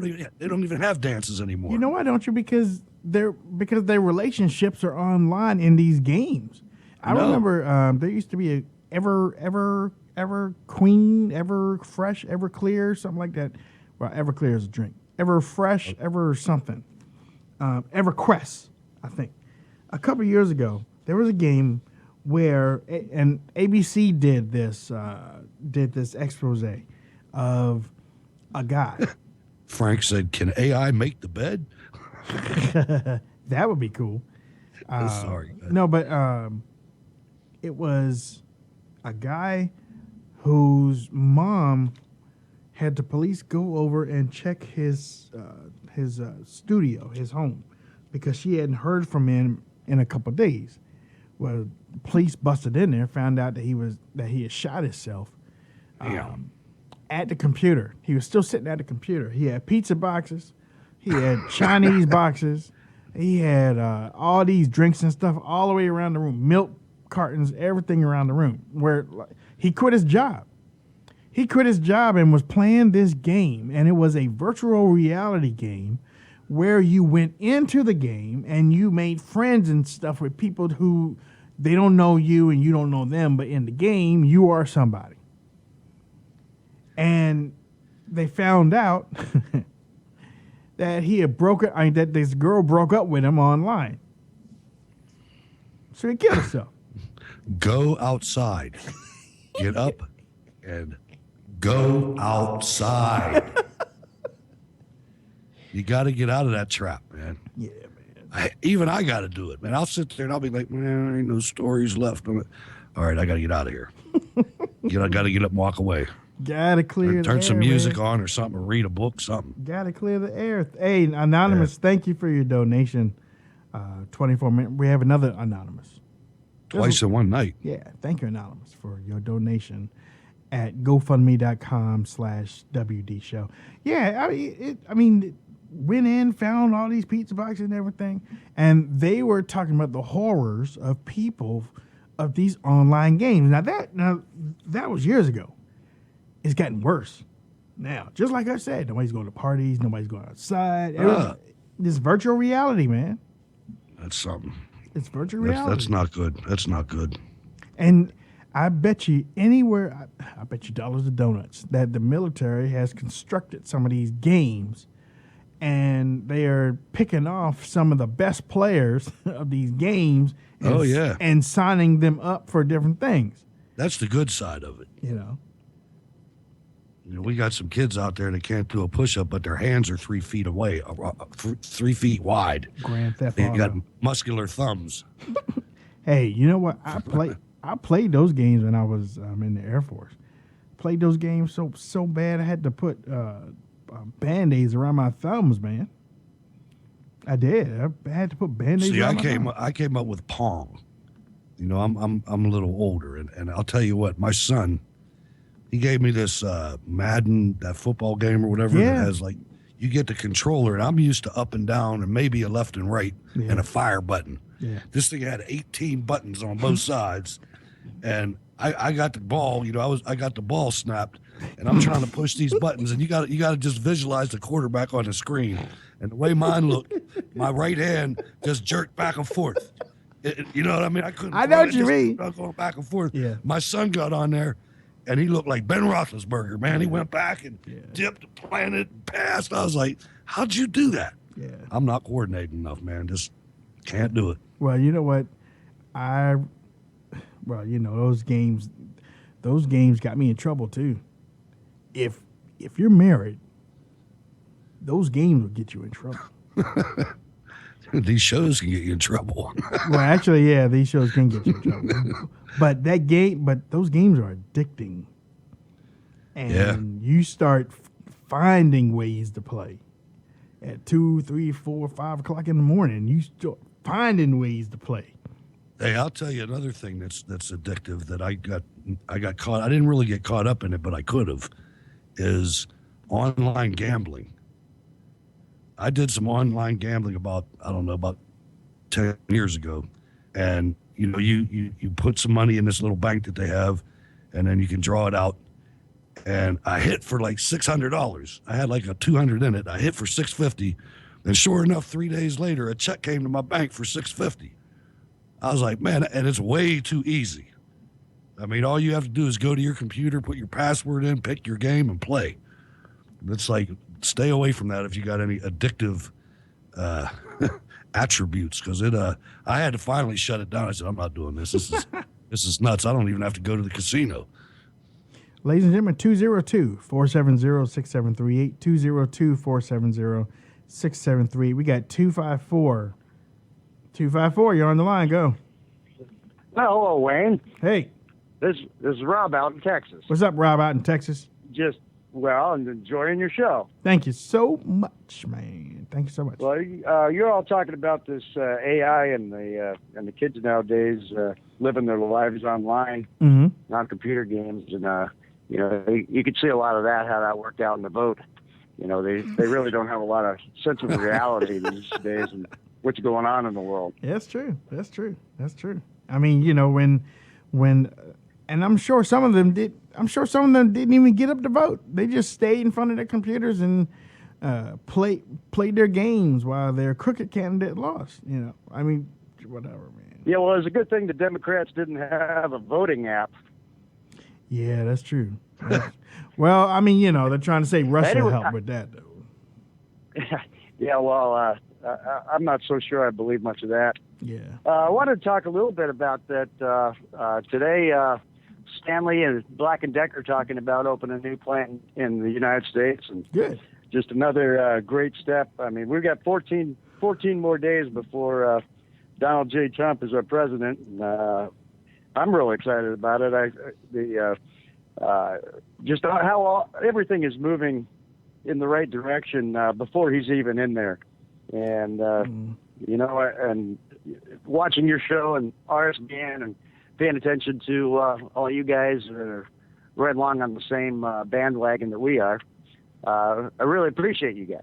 Hey, man. Look, thank you so much for tuning in and being one of our regulars, too. I really appreciate you taking time out to call tonight, and I want you to have a good weekend. Okay. All right. And the only thing that I would warn the audience is, because it is true, things are looking up, but be prepared to get mad, because after the Schumer game is over, the head clown game is over, we've got a lot to worry about inside the party. Yep. We've got a lot to worry about inside the party, because you've got Planned Parenthood coming up. First of all, they're going to send a budget through that the budget sucks. It's not a Republican budget. There's no reason to send a budget that adds all kinds of debt. But they're planning. Rand Paul said that they're going to do that, and that's one of the reasons he's being an agitator. But, they're going to try to close Planned Parenthood or defund Planned Parenthood, and now you're going to see the real colors of the Republicans, because there's Republicans that for the last 20 years they would say they were against Planned Parenthood because they knew it would never pass. Yep. It goes through now, it's going to pass, and it's going to get signed, and you're going to see Republicans vote against it. Mark my words. So what we're going to have to really do is identify these swine and do what we have to do to get them out, because they're in there, baby. We're going to have to target them, man. We're going to have to target them. Just as soon as that vote comes down, you will know who to target for 2018. Hey, Deborah. Amnesty's the same way. The Wall's the same way. Every one of them's the same. Deborah Price just sponsored the show for tonight. Thank you, Deborah Price, for your donation of $50. Thank you so much for donating for tonight's show. What was I going to say? No, but Hutch said be careful, and I want to reiterate that. I mean, I want to jump on that bandwagon too. I want everybody to remember, everything is not going to be at the top of the mountain. Please. Look, there's gonna be a lot of winning, but there gonna be some hard times. Some of y'all probably didn't understand what Donald Trump said today about Mexico and the wall. Did you hear what he said about the wall? I did. And you understood it, right? I did. Okay. I think one of the things with that is that what's happening right now, and it's just recent news, but what a lot of people don't realize is that the number one economic income of the country of America is United States dollars from America. Yeah. And their economy is getting ready to implode with every Donald Trump factory that's taken back. And that wall has to be built now to insulate us from their economy. I just read that today. And so he may have to take steps, and we may have to initially pay for it. But in the end, if our economies are going to be joined, they're going to pay for it. They're going to pay for it. They're going to pay for it. And if they don't, it's a good investment. I read. Seriously, the wall goes up. You going to be mad? Really? Let's go there and pay for it. But the wall is up. But I read today that Mexico companies are angry. They are. Mexicans are angry that Ford decided they ain't gonna build their plant, their $1 billion plant down in Mexico. They were like, but our jobs. Well, here in Mexico, I got an idea. I don't care about your jobs. You have oil barons down there. You have millionaires, billionaires in Mexico too. Build your own car. Yeah, there you go. Build your own car. As a matter of fact, I'm sure the world's ready for Mexican cars. Some of y'all might think that this is racist, but I think the more business that we do have over here, that these illegals will go back across the border, because that's what happened. They should. They should go fix their own country. That's what happened. All of these American companies went to Mexico, start building up, and illegal immigrants left Mexico, saying, "Oh, we can't live over there." It's just too crazy. We need to come to the United States of America. So let's put jobs back in America, and they'll go back home. That's one way to do it. That's not racist, is it? No, there's nothing wrong with protecting your own country. When you look at the statistics of the public housing and all kinds of different government benefits, you wouldn't believe the percentage that goes to illegal aliens. It's crazy, especially in places like California. It's like more than half. California. I don't know. Y'all are way off the map. Well, some of y'all are way off the map. But I believe that, you know what I believe? I believe that there are more conservatives out in California than there are liberals. I do. I don't know. There's a lot of people out there that aren't originally from here. And like, for instance, you look at San Francisco. I remember when that Cates Law or whatever was when all that was happening. And I think Jesse Waters went to the city council, and there was like one white guy and one black guy on the council, and that was it. Yeah. The rest were all from other countries. Yeah. And the thing is, nothing against immigration, but I'd stop it for 10 years, 100%. No immigration at all. 100 years or 10 years. You racist. And then we'd rethink it. Because they all come from leftist countries, Wayne. Oh, I know. I'm with you. They come from countries that they don't even think like us. They think the government, we're the only country that's like ours, and it's slipping away. I know it is. So you bring somebody like that, it's like they used to tell us down in Texas. These people migrate from other states down there and try to bring their leftism with them. Yeah. It's like, why it was miserable for you? Because of that. Hey, Anonymous just did it again. Thank you, Anonymous, for your donation. Thank you so much. And Rocky McAllister, man, Rocky McAllister loves the show. Rocky just sponsored the show for tonight with his donation of $50. Thank you, Rocky, for Thank you, Rocky, my man. Rocky is a loyal Wayne Dupree show, Cold War Radio listener. He hangs out with us in the Spreaker chat room. We thank you so much.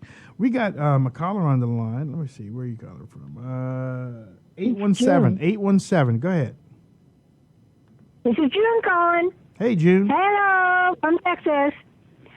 What puzzles me so much is why nobody thinks about the fact if they ship all the jobs and put all the plants in other countries, how do they expect anybody to pay for anything when they don't have any jobs anymore? Like, duh. That's a good point. How on earth do they expect anybody to buy anything if they don't have a job? Okay. Well, you guys have fun tonight. Thank you, June. Thank you so much. Okay, bye. That was June from Texas. She is another loyal caller. And loud. Huh? And loud. I had to turn my volume down. She's absolutely right, though. I mean, we have to get our economy back. And we have to, Rick Santorum, well, forget Rick Santorum. Newt Gingrich said one time, he said, if we're going to be the strongest country in the world, then by God, we have to be the strongest country in the world.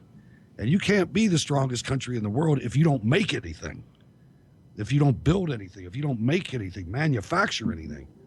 I would say that, and people are going to laugh at me for this, but I'm from Pittsburgh and it's in my blood. We have to start making structural steel again. You talk about steel, we make tin and we make stuff like that, but when we have to build a bridge, we have to get those beams from overseas. Yeah, we got to start building stuff again, and we are going to start building stuff again.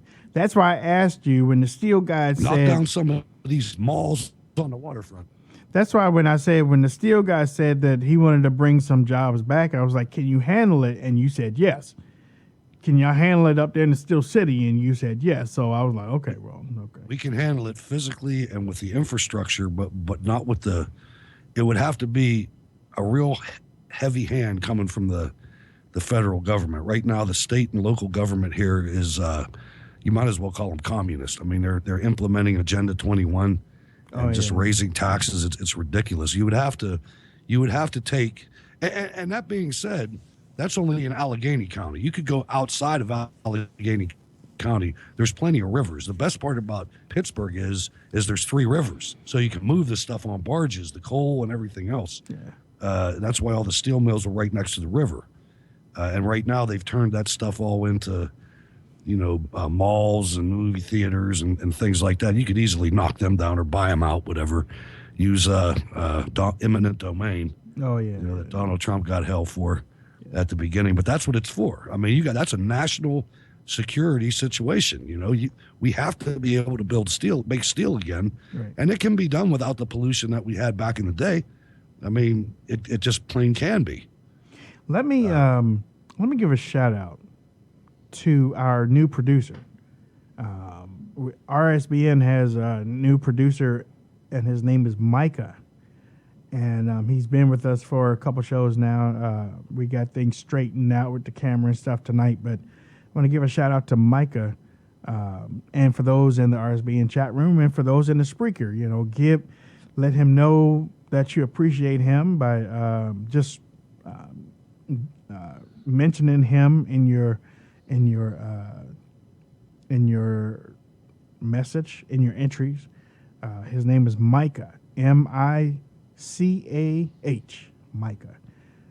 But thank you, man, for being there for the show. He is the Wayne Dupree Show producer for right now. We also have Chris. Lean out of your cubicle. Give us a wave outside of your cubicle. I'm watching you, Micah, Mika, whatever.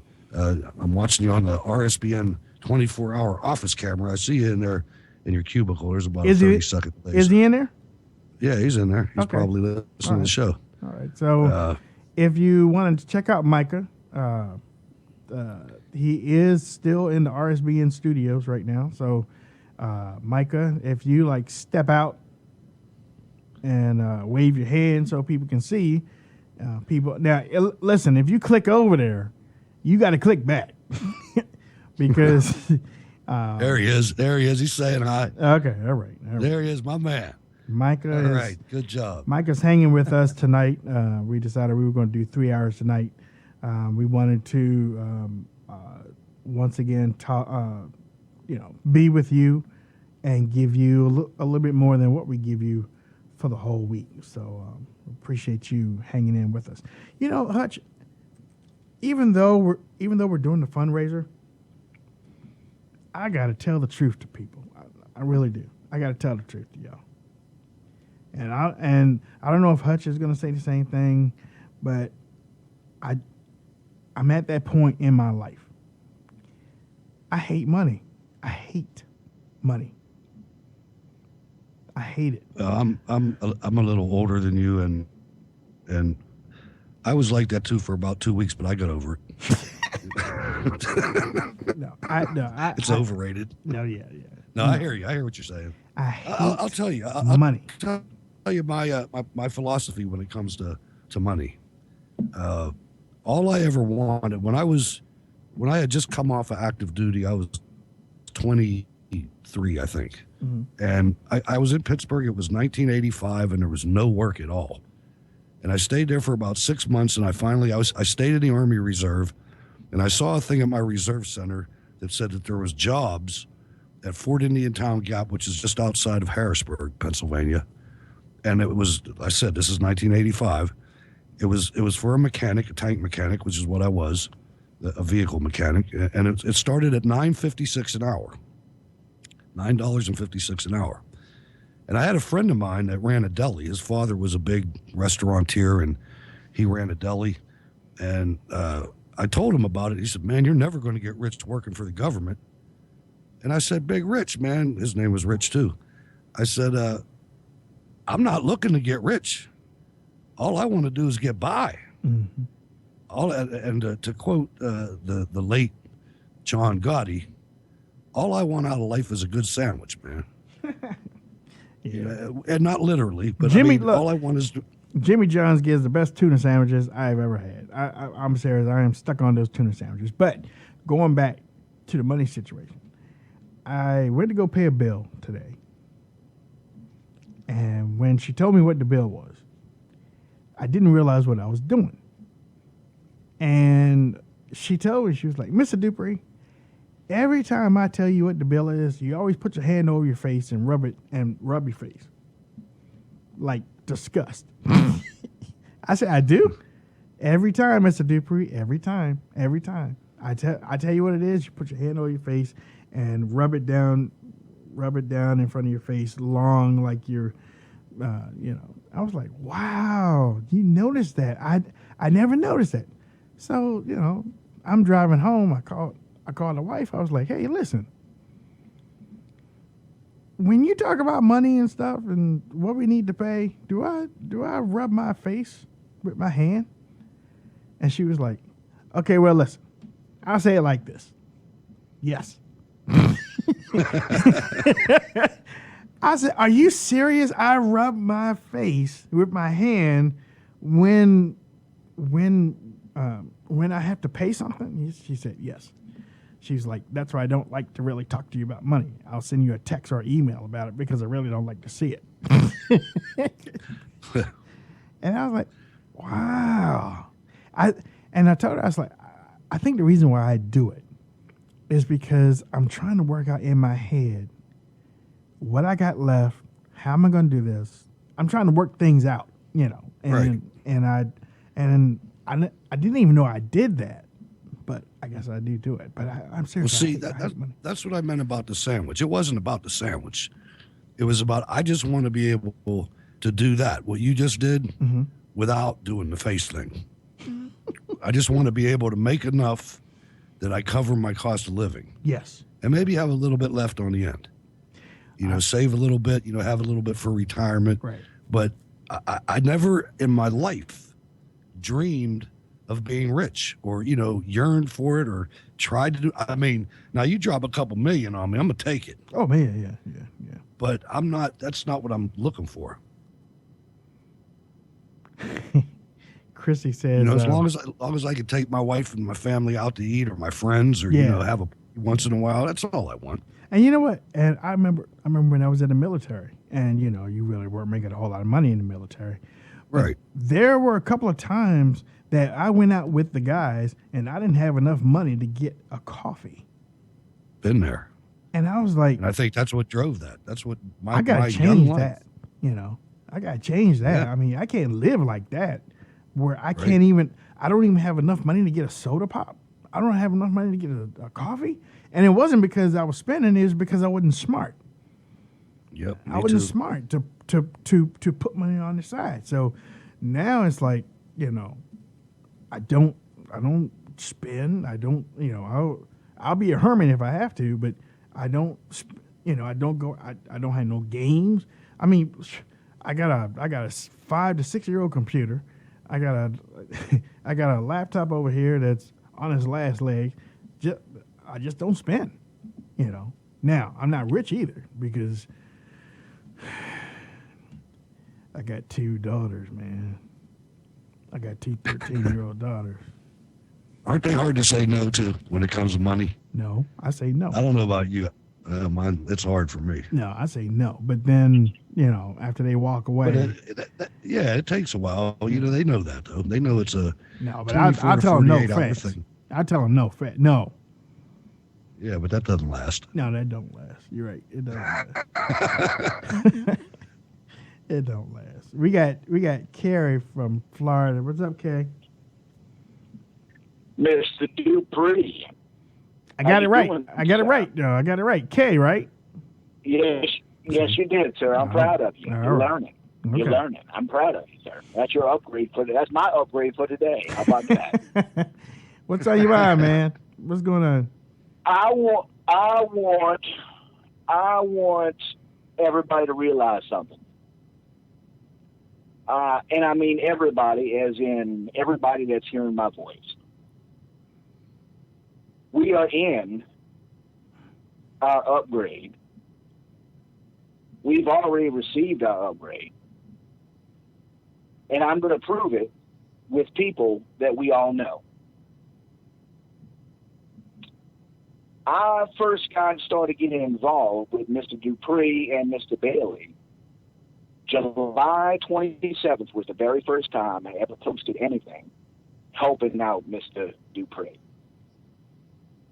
And 2 days later, I did the very same thing for Mr. Bailey show. And you say, Kay, why did you do that? I'm going to tell you why. There's a young man who drove across the country with his son to make sure that Mr. Dupree, Mr. Bailey, and his staff could get around safely at the Republican National Convention. That gentleman's name is Mr. Terry Shaw, a.k.a. Monkey, over in the chat room on Spreaker side. And I said, dear Lord, if that man can do that, and he did it without being asked. He volunteered his services. He wasn't paid, he just did it because he believed in Mr. Dupree. He believed in Mr. Bailey. He believed in this country. So I said to myself, I said, if that man can do that, the very least I can do is tell everybody hello in the chat room. Be positive and help Mr. Dupree out however I could, giving out a phone number, asking people to like and share the show and the like. And you know what happened, folks? Along comes a little man named Jeremy. You all know him as JC779723. And he now does the very same thing that I do. Mm-hmm. Except he does it over on the RSBN side. Shares the links. Well done, young grasshopper. And we've listened. We've watched that young man grow. And I say I'm talking about Mr. Dupree and Mr. Bailey. And we watched this young man, Jeremy, salute, JC. Thank you for your service, sir. Go from being a meek, nervous person when he calls in to now he calls in with confidence. He's sharing links. He's been upgraded. And now we see that Mr. Dupree, he's got an assistant. It's about daggum time. Cassie, doing a wonderful job. Chrissy. Doing a wonderful job. Chrissy, I'm sorry, Chrissy. Cassie, all right. Too many assies over there. But Chrissy's doing a wonderful job. Now, folks, my question to you is, think back 4 months ago. What was your mental state before you started listening to Mr. Dupree, before you started listening to Mr. Bailey? And what's your mental state now? You received your upgrade. So this is what I want to encourage you all to do. I want to encourage you all because Mr.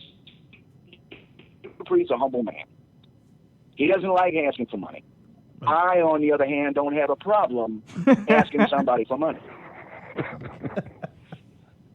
For either of these, let me tell you something about these two gentlemen, folks. Okay? They work, if you think that they just do this part-time to have fun, they spend hours of research. You all try to do this. Go ahead. Try to do it. Watch, and you're going to quickly learn exactly how hard it is. But this is what I want you all to do. I want you, each and every one of you all, to receive y'all's upgrade, because I'm going to tell you how close we are, and that's how I know it's going to happen for Mr. Dupree. Salute, JC. This is how I know it's going to happen for Mr. Dupree and Mr. Bailey. If everybody that's listening tonight on a Friday night, there's like 500 of us. That's RSD and Spreaker combined. If everybody gave $14, that's it. It would be over with. $14. Now, I understand some people may not have $14, but this is what I want you to do. I want you to understand that this is a move of Almighty God that we're going through. That's what our country's going through. A move of Almighty God. You can't stop a move of Almighty God. But if you get on board, you can get upgraded upon upgraded upon upgraded. You just do what your Creator tells you to do. So this is what I want you all to do. Anybody that's been thinking about giving, and hey, I know, look, we just got done through 8 years of this Barry and Big Mike show. Okay? We are hurting. We're hurting. We're hurting. But your God has got your back. So this is what I want everybody to do. I want everybody tonight just to pray and ask, dear Lord, how much should I give? And if it's $5, you know what, Mr. Dupree is going to be? If we go over, because I cannot forget Mr. Bailey. Mr. Bailey does a fantastic job. Once Mr. Dupree is taken care of, this is the kind of man that he is, he's going to go over and he's going to take care of Mr. Bailey.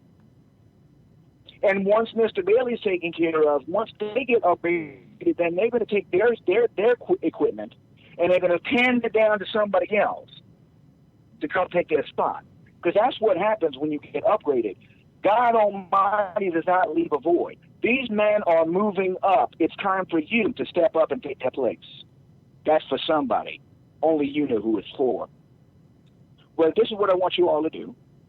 I want you all to pray and say, dear Lord, how much I will give whatever you provide. I will give to Mr. Dupree, Mr. Bailey, whatever you will provide. And watch what happens. Just watch what happens. You don't have to tell anybody. You keep it between you and your Creator and watch what happens. Mr. Dupree. Thank you, Ming. Your upgrade is on its way. Thank you, D. Thank you, people. Thank you, we love you all. We love you all. Thanks, Kay. No problem, Mr. Bailey. Bye-bye. All right. Ladies and gentlemen, that was Carrie, Evangelist Carrie. And I know y'all just got and chat room moderator. Yes, he is. Extraordinaire. Yes. You can go to GoFundMe.com/WD Show. GoFundMe.com/ WD Show. We are over halfway there. We are over halfway there for our goal of $12,000. Again, GoFundMe.com/WD Show. If we don't get it tonight, we will keep on. Okay, we'll keep on until we get it, and then when we get it, then we're going to start upgrading this equipment. That's right. And get in contact with our radio guy, our radio network guy, and from there, here's $3,000. Let's go. There it is. Let me give a quick shout out to Terry. You've heard us talk about him. Carrie mentioned him with the convention. We call him security, but he's Terry, Sean, and Monkey, I guess, to the chat room. But we call him security. Let me tell you, he didn't just show up. He showed up in a I call it a gun truck. He showed up in a security vehicle. The thing was huge. And I'm here to tell you, we were extremely well armed. Yes, we were. Between him and I. Yeah, we were well armed. Did you have a gun? I did. I had a 45 right back of right behind my seat, baby. You were packing. Behind the seat in front of me every day. You were packing, okay. But he was really packing. There was some stuff under those floorboards that if we needed to make a move, we would have busted a move right there. Oh, yeah. But anyway, and Jeremy, too. Anybody that helps us out like that, it humbles us, man. We thank you very much. Mm-hmm. We're trying to make this move, and we're obviously connecting with a lot of you. Kerry was about 100 off. We got more than what he said listening right now. But the thing is all we want's our country back, man. This isn't something that there's no ulterior motives here. Nope. And I'm going to let everybody. Thank you. Yeah, there we go. Jeremy Cardenas. $14. Yeah, I know, probably, yeah. It hasn't. This takes a little while. It doesn't matter. There he is. There he is. 25 cents. Love you all on RSBN and Spreaker. JC still zapping trolls. Jeremy just donated $20. Thank you, Jeremy, for your donation. We if there's one thing about doing this job, and it's really not a job. This ain't a job. This is something that it's a passion. Yeah. I mean, we wouldn't be doing this every night. You know, Hutch even has another show, and as a matter of fact, because we're going into hour 3 right now. Hutch, let people know how they can reach out to you. Oh, okay. Well, if you go to go ahead. Let them know how they can reach out to you and on your mobile device too. Well, if you go to iTunes, the iTunes store, and you search for Cold War Radio, it's a free app, and that'll take you to the show. Everything that you need to know about what I do is on steelcityresistance.blogspot.com, steelcityresistance.blogspot.com. And really, you know, I do that. I have a great time, great listeners, but the main thrust of what we're trying to get done is right here at the Wayne Dupree Show. I mean, the one of the things that I've wanted to do pretty much my whole life, except there wasn't really enough money in it for me to be able to feed my family. Radio work is not very well paid on the local level. Now, you start getting into the Rush Limbaughs, that's different, but it's just something I always wanted to do. And if Wayne and I, with your assistance, actually with your finances, can do this and can go national, I think that as soon as radio listeners hear us, I think that it will expand our opportunities even further to be able to reach a true national audience. Now, the audience that we're seeking initially, it's nationwide to be sure, but it's not, it's not 350 stations. That's where we want to be. And we'll get there at some point. But it's a huge step, and it's with donations to GoFundMe.com/WD Show that's going to make that happen. So anything you can do, we appreciate it. I mean, I'm on the warm-up show for the Wayne Dupree show. I'm on. I have a poll right now because Wayne, I had to take my Friday show off in order to do this show. So I put a poll on my website if they wanted me to replace it on Monday at 8 p.m. or Wednesday at 8 p.m. or don't replace it at all. And so far, it's looking like Monday on the poll. So it'll probably be Monday, Tuesday, and Thursday at 8 p.m. And then Sunday, I do Steel City Resistance with Ward Miller at 8 p.m. I am looking at... Thank you for that. I am looking at my Cold War radio app on my iPhone right now. And it looks so cool. You got the big submarine going up there. You got Cold War... And actually, it's right beside my Wayne Dupree Show app. And you can download the Wayne Dupree Show app in the App Store and also on the Android store. It's in our both. Apps are right next to each other. I put it right next door to each other. Yep, I sure did. Cool. On my phone. It's not in the store. But okay. I put it on my phone right next door to each other. So you got the one for the Android too. Yep, that's what I just said. What are you doing? Sleep? I was talking over you. You know me. Oh. Sorry about that. Timing was a little off. 208. You're on the phone, and you're on the phone line with Wayne and Hutch. Go ahead. Hi, this is Owen from Coeur d'Alene, Idaho. Hey, Idaho. What's up, Owen? Owen. Well, I got a few questions for you. Go. Well, in Washington, D.C., there's a mural hanging up in the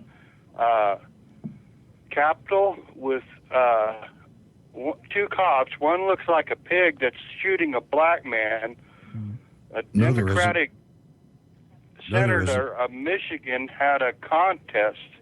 I heard this from Eric on Fox News. Hey, caller, I'm going to give you some good news.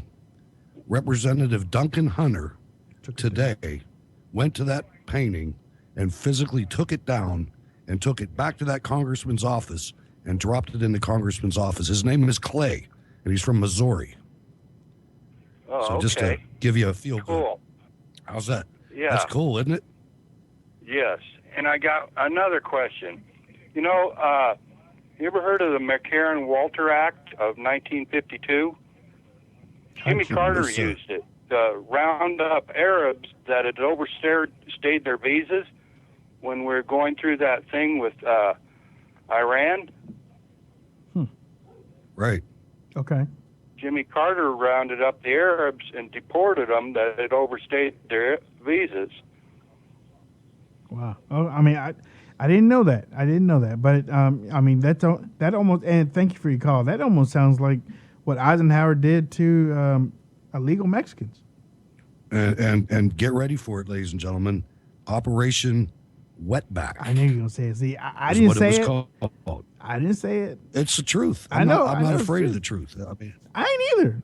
And it's something that we have to get. I know you're not, but we have to get past. And this is one of the major reasons that Donald J. Trump was elected president of the United States, because he despises political correctness. Yeah. And if we don't destroy political correctness, it's going to destroy us. Yeah. So don't be afraid to say it was Operation Wetback. That's what it was called. That's what it was called. It's in the history books. I'm not talking to Wayne. I'm talking to people out there, especially millennials, that shrivel up when it comes to any of these subjects because, frankly, they've been bombarded with this stuff since they were in kindergarten.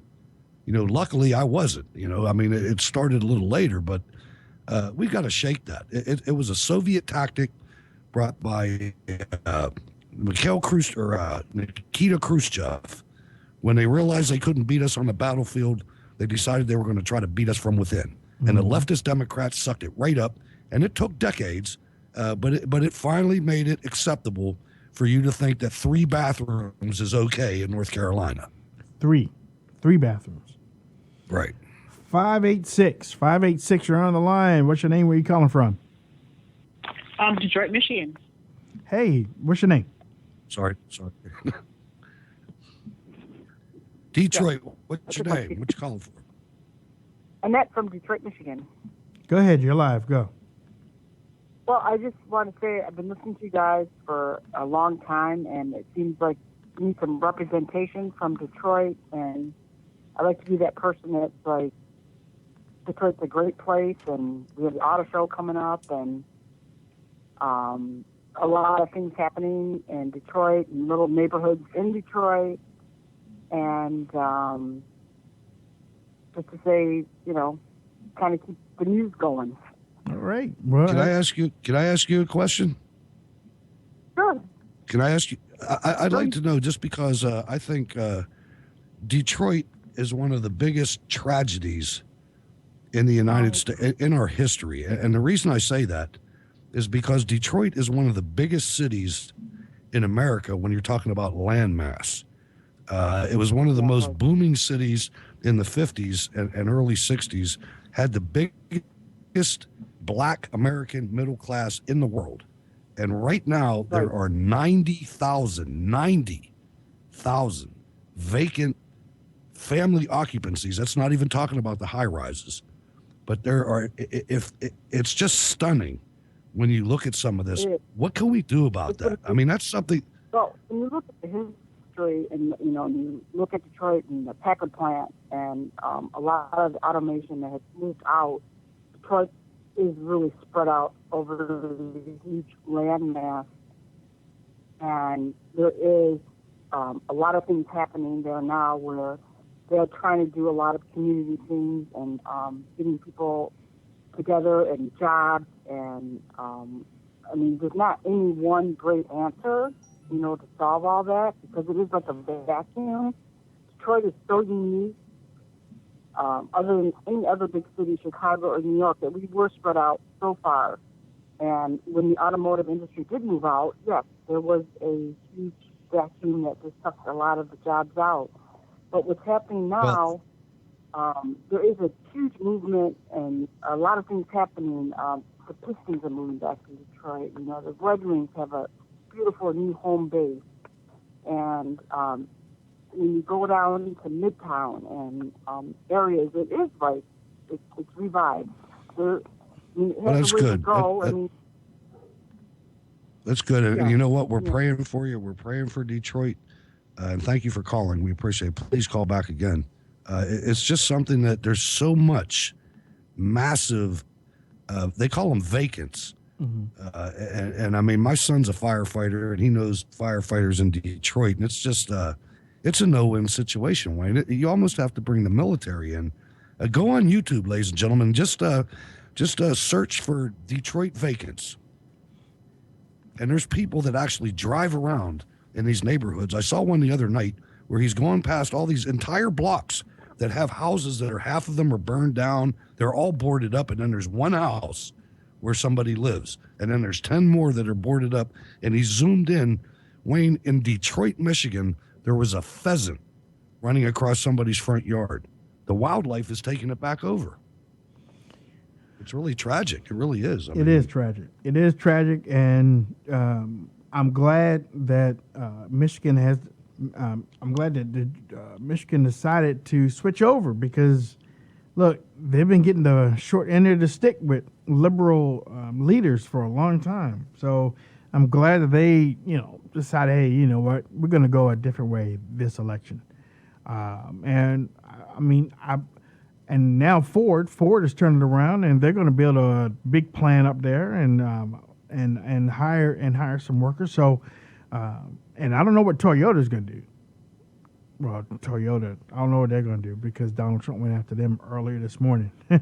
But in the last 7 minutes, I want to say we have anonymous donor that just sponsored the show for $50. We have another anonymous source that just sponsored the show for a week with $100. We have Catherine Marty, who says, "Keep up the great work, guys. Love you all." Just sponsored the show tonight for $50. We have anonymous that just sponsored the show for a week. This is another anonymous that sponsored the show for a week for $100. And then we have another anonymous that just sponsored the show for $50 for tonight. So Thank you. Wow. Thank you. Thank you so much. Thank you so much. Oh, wait a minute. Hold on. We have Ahad who says, hi, Wayne and Hutch. Love both of your shows. Can't wait until Barry and Big Mike leave. Shout out to Dr. Common Sense E.T. Williams. He's cool, too. Ahad just donated $20, and then we just had another donation of $20 from another anonymous. And you know what? And I understand when you want to keep your name anonymous, and we thank you for your donation. And we won't say your name unless you allow us to say your name. But we do want to let you know that we appreciate everything that is going to help us upgrade our equipment. And man, we're almost there. We're almost there. We are almost there. I don't know. Honestly, I don't know if we're going to do it tonight because we have about 45 minutes left to go. But we are almost at $7,000. Wow. We're almost at $7,000 for the evening. Well, not for the evening, but total. Our goal is 12, and we're almost at 7,000. So. I, again, would like to thank everybody for giving and believing in us. That's the thing. You believe in us. You believe in us. Absolutely. You hang with us. That's you know. It's humbling. It is. You believe in us. You hang with us. You have watched us grow. You have watched us hit tough points. You know, I mean. You know, thank you so much for getting us where we are right now. 501, you are on. Well, actually, you were. Okay, 501, you're on the line. Go. 501. Okay, I had to let you go. 501. When you call, make sure you're ready. Make sure you're ready. I really don't want to hang up on anybody. But wait a minute, hold on. Did I just hang? I hung up on Hutch. Wait, hold on. I hung up on Hutch. Now, why in the heck did I hang up on Hutch? All right, let me bring Hutch back in here. I'm gonna bring Hutch back, Hutch Bailey Jr. back in. Hey, Hutch, you hung up on me. Yeah, I did. That connection was getting horrible. I tried to text you, but it didn't really work out. Really, seriously? The best way to do it. You sound. Yeah, it was. You know how they get. Okay, all right. It was good. I figured it was just needed a new connection, and it sounds good now. Oh, sounds good now? Yeah. Hello? Yes, sir. Hello? Hello? Are you there? It kind of. I'm getting an echo. Which one are you doing that at?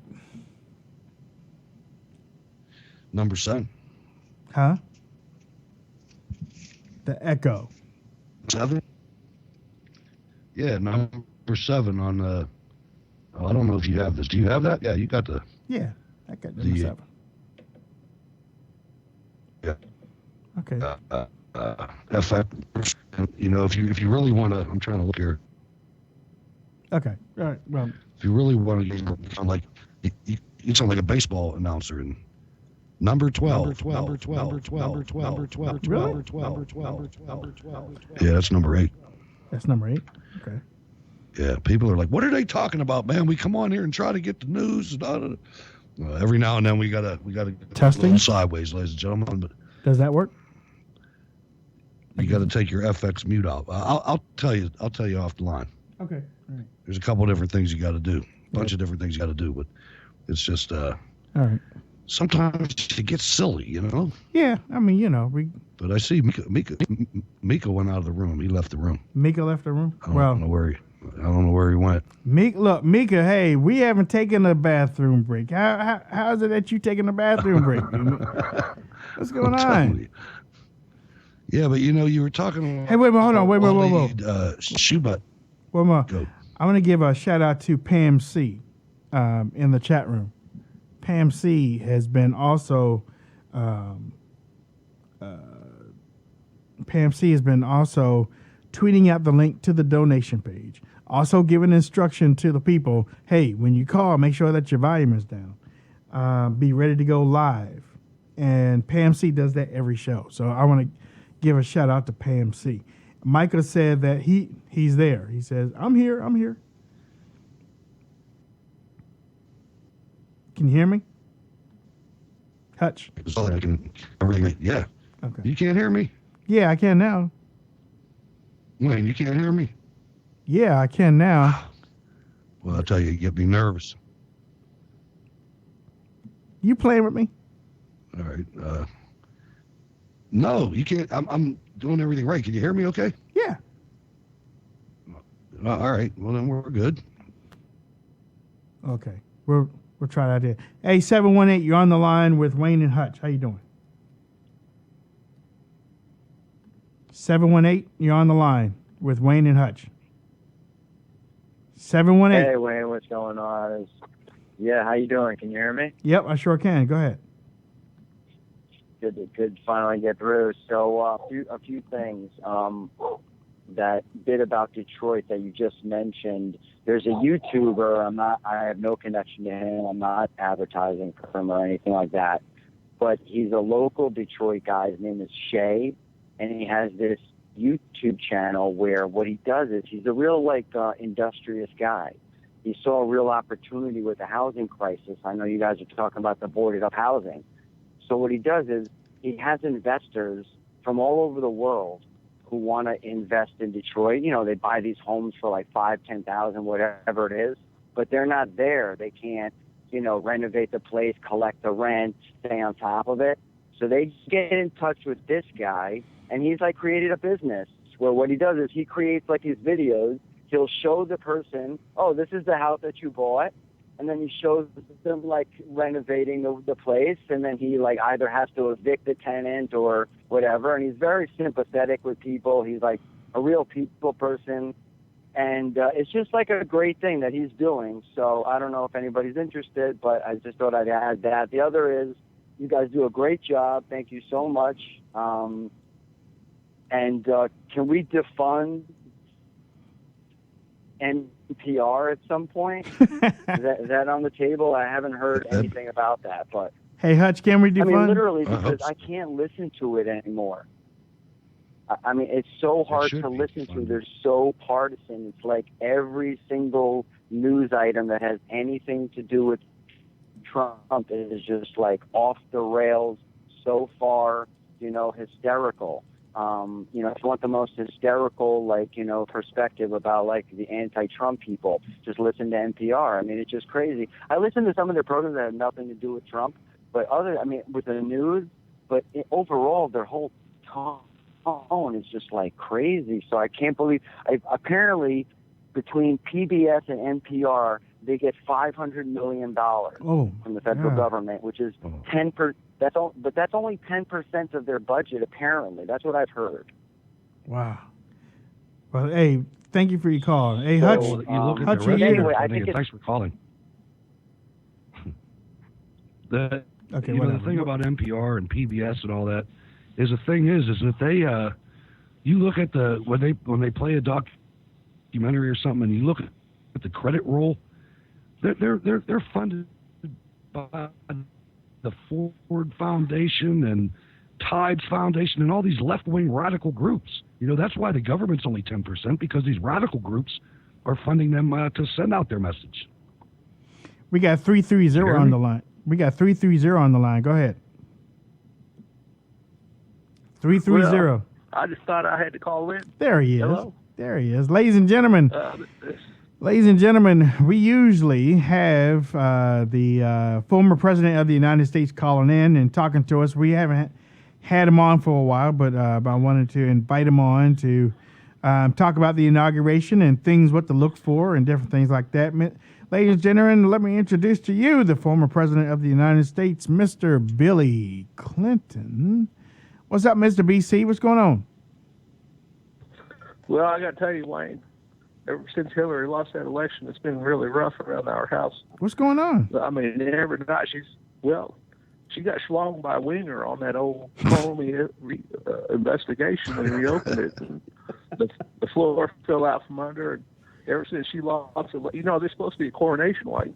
And ever since she lost it, I mean, she's been drunk every night. She's hit me about 4 or 5 times. Her handlers had to carry her to bed. Well, look, Mr. President. I mean, this woman is totally out of control. She is depressed. She is drunk. She's on How many medication. did it take her? How many? Mr. President, I got a question for you. How I hear that your wife is thinking about running for mayor. What's going on with that? Go ahead. Well, I got to tell you, ever since she lost the election, our donations have fallen like an elevator. And she told me, we got to prime the pump again. Oh. We've got to get into the pay-to-play business. And so she's going to run for mayor and hope to get the donations back up for the foundation. That's what it's really all about. And the second component is Bill de Blasio waited a while to endorse her because he was wanting to see if Bernie Sanders was going to get the nomination. And that really, and Hillary, she was really upset about that. So she's going to run against Bill de Blasio. Well, you know what? Hey, yeah, go ahead, Hutch. Mr. President, I have a question for you. I noticed that Huma Abedin was separated from her husband, and she was very close with your wife. And I just wondered, have you been, maybe sniffing around that a little bit, tipping around, and you know how you are. Well, listen, I'm sniffing around everything I can at all times, 24/7. I mean, that's what I do, Hutch. I mean, I have a libido problem. I mean, it's been a problem with me all my life. I mean, I got a black son down there at Arkansas that I still got some explaining to do there. Well, Mr. President, you've been inaugurated twice. Well, actually, you've done the inauguration twice, I think. What should do you have any advice for Mr. Trump? Well, I like Donald Trump between you and me now that the election's over. We used to golf together all the time. And I'm going to make a prediction. I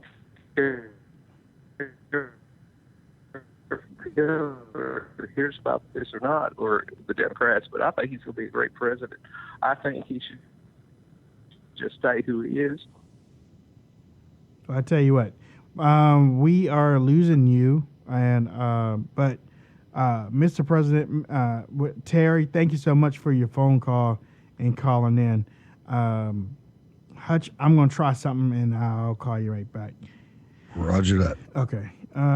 It seemed like the calls are getting a little bit. We call it the communist bag phone these days. But I want to thank Mr. Terry Jennings from Bill Clinton, who just called in, just gave $50. He just sponsored the show for tonight. We have anonymous. Another anonymous they gave $50. Another anonymous that gave $25. Miss Gloria Christie, thank you so much for your donation, dear. Thank you so much. We have another anonymous that just gave $20. Also, Gloria Christie gave $25. So now we were under 7,000, and now we are at $7,085. So we're gonna get there. We're gonna get there. And I was talking with Carrie the other day, Carrie, who was on the line just a few minutes ago, and we were talking about, we got to get a system to upgrade these phones so that you aren't hearing this stuff when people call in. But it's, you know what, we're going to take care of all of it. We're going to take care of all of it, and we're doing it because, again, you believe in us, and we thank you. We thank you for that. Hey, Hutch, are you back on the line? I am back on the line, sir. All right. I think we got rid of that communist bag phone thing. That was getting a little irritating. Yeah, I could tell. I didn't want to let Bill Clinton go too early. I wanted him to get his. He was due. good. But he was good. Now, did you see that Obama is putting a wall up around his new mansion? Yeah. He's actually building a wall to keep all the riffraff out. You know what I want done? What's that? You know what I want done? Listen, because the liberals have bought a house in Washington, D.C. The snowflakes have bought a house in Washington, D.C. And what they're planning on doing is protesting Donald Trump all the time. Now, I don't know who's paying for the house, but they're planning on protesting Donald Trump at the White House every day. Whatever. Here's the thing. I think we should protest. I think we should protest Barack Obama right out of D.C. I think somebody should be around that house or close to it and protesting him all the time. Because, number one, Barack Obama shouldn't be in D.C. It's almost like he doesn't know where to go. And I tell you why he doesn't know where to go, because he doesn't even know where he came from. Think about what he did, Wayne. Think about with this Russian hacking thing. Can you imagine any other president, and I don't care if they're Democrat or Republican, can you imagine any other American that made it all the way to President of the United States to hand a pile of dog shit to the next president like this guy's doing? Yeah. I mean, it is absolutely unprecedented. These people have lost their civility. Trying to act like he's being nice and stuff, but he's doing all this stuff behind the scenes. He's trying to make it hard. I mean, look, I'm not saying Donald Trump is supposed to go into office easy. I'm not saying that it's supposed to be easy for him. But you shouldn't be trying hard to make it hard for the next guy. And that's what Barack Obama is doing. It's so obvious. He's and fighting. Not just Obama. Mm-hmm. Not just Obama. Chuck Schumer, Lindsey Graham, Democrat from South Carolina, John McCain, Democrat from Arizona. Yeah. I mean, all these people are doing this. And it's not going to work. That's the thing. It's not going to work. It's going to bounce right off Donald Trump, and he's going to come back at you. And I'm telling you, you're making a mistake going up against this guy like this because, like the guy called from Allentown that was from the Bronx, he's not going to play that, man. He's coming after No, he ain't going to play that. And rightfully so. Listen, you know what? We have had a punk in the White House for 8 years. Donald Trump ain't no punk. Donald Trump is a man. That's exactly right. He's an alpha male man, and I forget who said it. I don't know whether it was Croftheimer or somebody said it, but you really want to press your luck with him? Look at what he did Look at what he did to the Republican candidates. Look at 16 of them. Took him down. And Cruz thought to Megyn Kelly. Cruz thought he was going to learn from him and everything, and thought he was going to take him out at the end until Little Bighorn in Indiana when they got Lion Ted. you remember that? You remember Lion Ted? Well, I do. Well, you know, right after that, ladies and gentlemen, you go to RSBN.TV and look at Jacob Seal's music. He even wrote a song called Lion Ted. Yeah. So there's something wrong with the phone again. I can hear it. It's like clicks. Don't go nowhere, Hutch. I'm here. I know. It's frustrating, Wayne. I understand. And I think it's either we must be over the target again. Okay. I don't know if we're getting interference or, I mean, let me call you back, ladies and gentlemen. Sounds like we're having some technical difficulties. I'm trying to. I don't know what happened to the connection between me and Hutch, but it sounds like it's almost like we're on a wireless type of thing. And I don't think we are. But you know what? Next time I'm going to do something else. But I don't. We'll try to fix it from there. 202-470-6738. Let's see. What is it? 281. 281. You're on the line. Go ahead. Hey. Hey. This is Carly from Texas. How's it going? I'm fine. How you doing, Texas? I've been trying to get through to you guys. Okay, well, guess what? You right through right now. How you doing? All right. I just wanted to mention, like, wasn't today, like this afternoon, Trump was supposed to get briefed on all the intel on the Russian hacking and stuff? Yeah, and you know what? You know what happened with that? Yeah. Somebody gave the information to NBC before they gave it to Trump. Yeah. What do you think about so does that? that mean well, if that's true, I think somebody ought to be in big trouble. Yeah, I agree. But I didn't. So because they gave it to NBC, they're not gonna. I mean, there's nothing else secretive that or something that Trump's supposed to get. He's gonna get it, but Trump also told them the leaders of the House and the Senate find out what happened before he gets it. Find out how NBC got a classified report before him.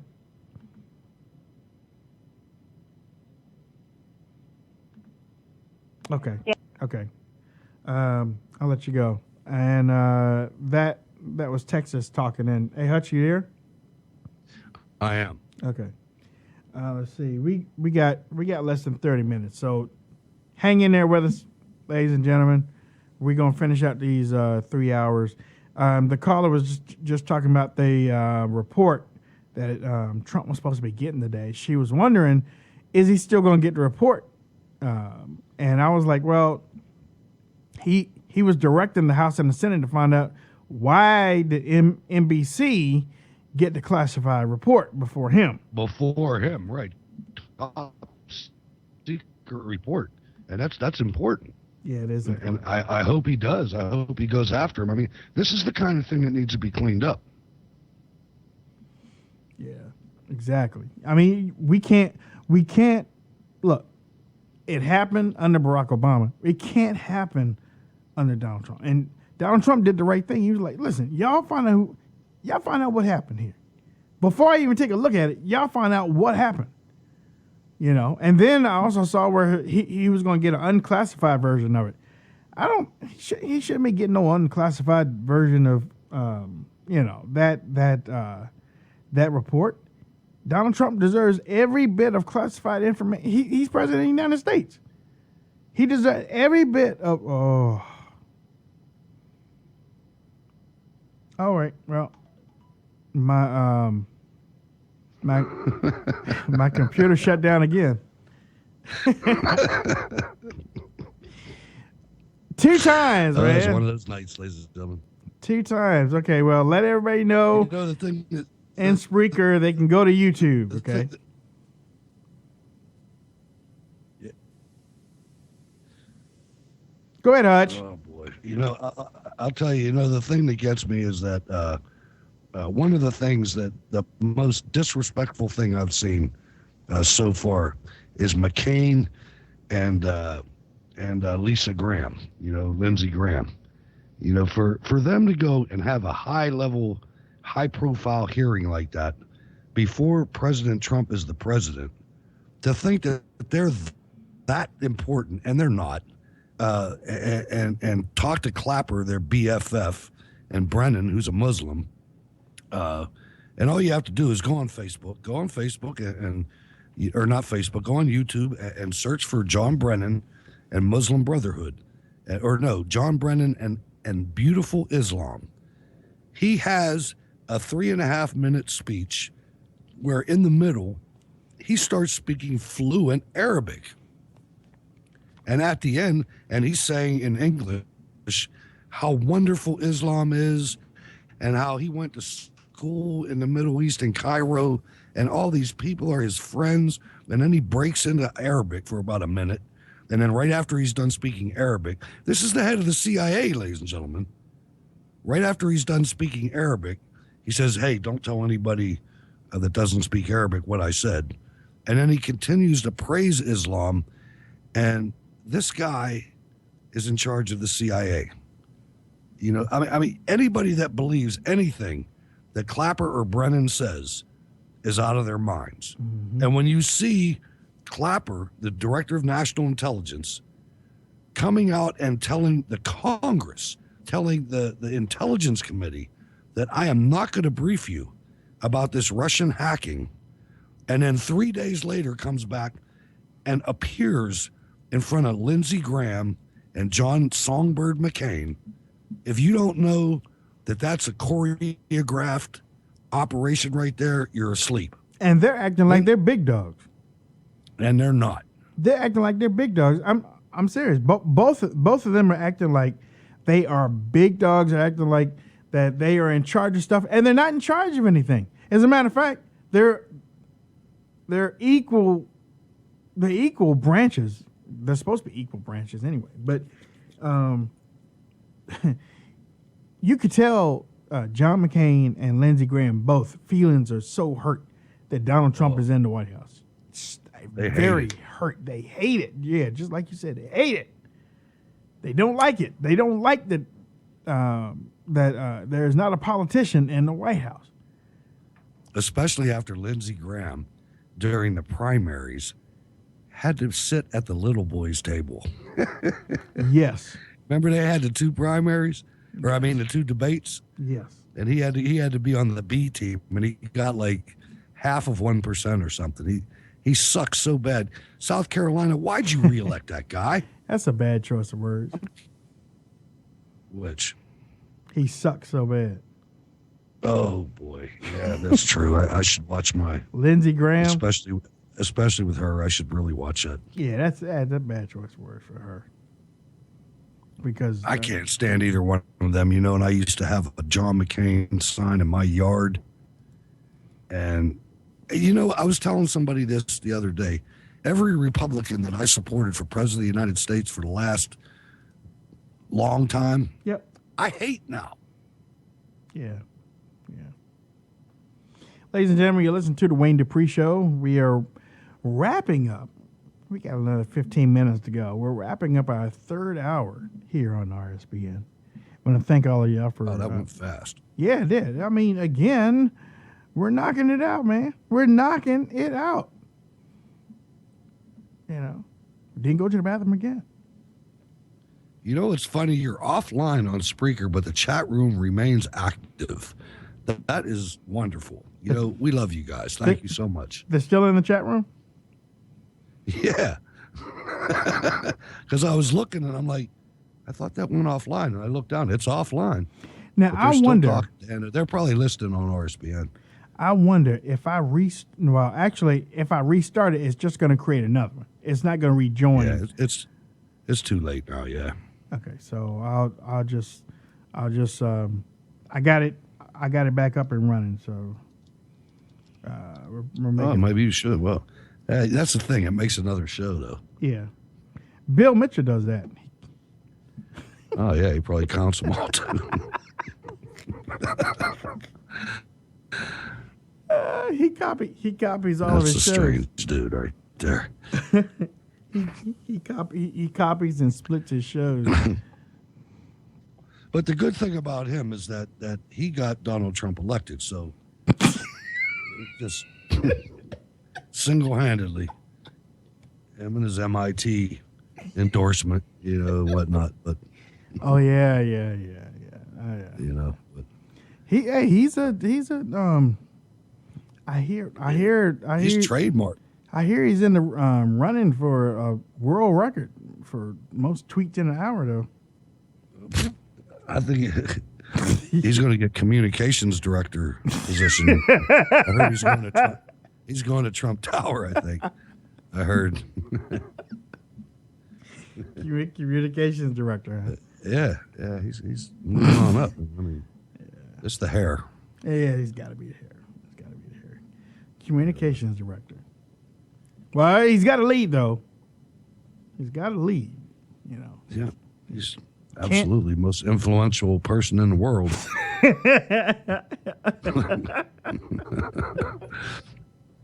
You're crazy. You're crazy. Ladies and gentlemen, I'll tell you, we appreciate you hanging in there with us. Yeah, we do. It's a Friday night. We're just acting crazy right now. We're just acting crazy right now. Yeah. Yeah, talking over each other because I do that. I'm guilty of that. But yeah, Barack Obama's building a wall around his house. I watched that and I'm like, man, the optics are. You know what? I want to know because I know. Big Mike wants to leave. Michelle wants to get out. She wants to get out. She was tearing up. Did you see her? She was tearing up. Farewell ceremony and everything. So, look, somebody should have told you.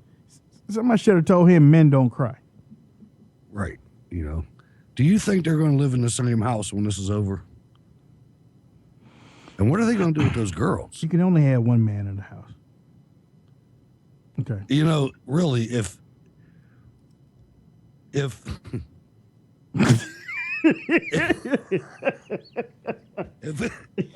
it's all true, yeah, that's some vicious child abuse, man. Yeah, I know, yeah. For those two girls, because they don't really look like. I mean, oh, there you went. You went there. Big. You went there. They take after their father. No, they don't. They look like Mike. Just saying, Big Mike. They kind of look like somebody. I mean, I don't know where the video came from on YouTube. Somebody sent me a video, or I saw a video. Chrissy sent me a video that you want to share it, but you really don't want to get in trouble. Yeah. You know. But look, I've been knowing it for a long time. You know, I've been knowing it for a long time, and the whole thing is made up. The whole family is made up. The whole story about Barack Obama is made up. It's made up. Yeah, it is. You're right. It's made up, people. He isn't You're who absolutely right. He isn't who he says he is. And Barry Davis is Barry Davis. It's all bad, man. This whole thing, it's an indictment of our press, man. And I mean, it's just like Clint Eastwood said, the biggest fraud to ever be put over on the American people, man, is Barack Obama. Yep. Yeah, it is. Dude got a fake Social Security number. Joe Arpaio showed that his layered birth certificate. I've seen it. Was not a paper doc. I know you did, and you know way more about that stuff than I do. He laid it out, as did his crew. Yeah, I've seen it, ladies and gentlemen. I'm telling you, and you know what? Like Hutch said, like I said at the beginning of the show, we're not gonna lie to you. I'm not lying about that PDF birth certificate thing. I'm not lying. I don't have no reason to lie about it. It ain't gonna profit me to lie about it. I'm telling you what I saw. The birth certificate that the White House put out, I'm not saying Barack Obama put it out, but somebody put it out, was fake. It was fake. F-A-K-E, fake. Fake. It was fake. Now, whether they could find the real, I couldn't find the real one or whatnot. It wasn't even good. Whatever. You know what I mean? It wasn't even good. You couldn't make a fake $20 bill like that and have it pass. Yeah. You know, but you know what? We got what we got, and we got what we got. To start work. Because we had other punks on our side that didn't want to take them down. We had people that we all voted for that didn't want to take Obama down on that. So they didn't want to touch that. They didn't want to touch any of his policies. They didn't, even though Barack Obama didn't even want to talk to Republicans, they still didn't call him out. You know. No, John Boehner. John Boehner gets a place in history, a place in United States history, right next to Benedict Arnold, man. Well, John Boehner. I don't know. He was a Speaker of the House through all that, and he sat there right at the beginning between him and Mitch McConnell and said, in the first year or two of the Obama administration, we're taking impeachment off the table. You had no right to do that. The founding fathers put impeachment in there for Barack Obama, and you took it off. That's John Boehner to me. Had no right to do that. None whatsoever. I mean, you didn't have to impeach him right away, but you had no right to say that at the beginning and stick with it for 6 more years as he destroyed our nation. I'm getting information. I don't know if you just saw that, but I'm getting information. I don't know if this is true or not. So what I'm going to do, I'm going to mention it, and then I want everybody to go out and research it. Okay? On Reddit tonight, what time is it? 22:52, 10:52. On Reddit, there's a proclamation that Queen Elizabeth has died. That's believable. But the news won't be officially released until the morning. So, God rest her soul. She lived a long life. She did. I remember her mom. It's believable. She missed a lot of things. Yeah. Is that in the last couple of weeks? So that's believable.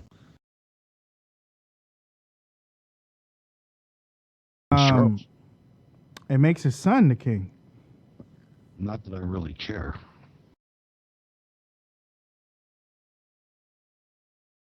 Oh, not Gordon.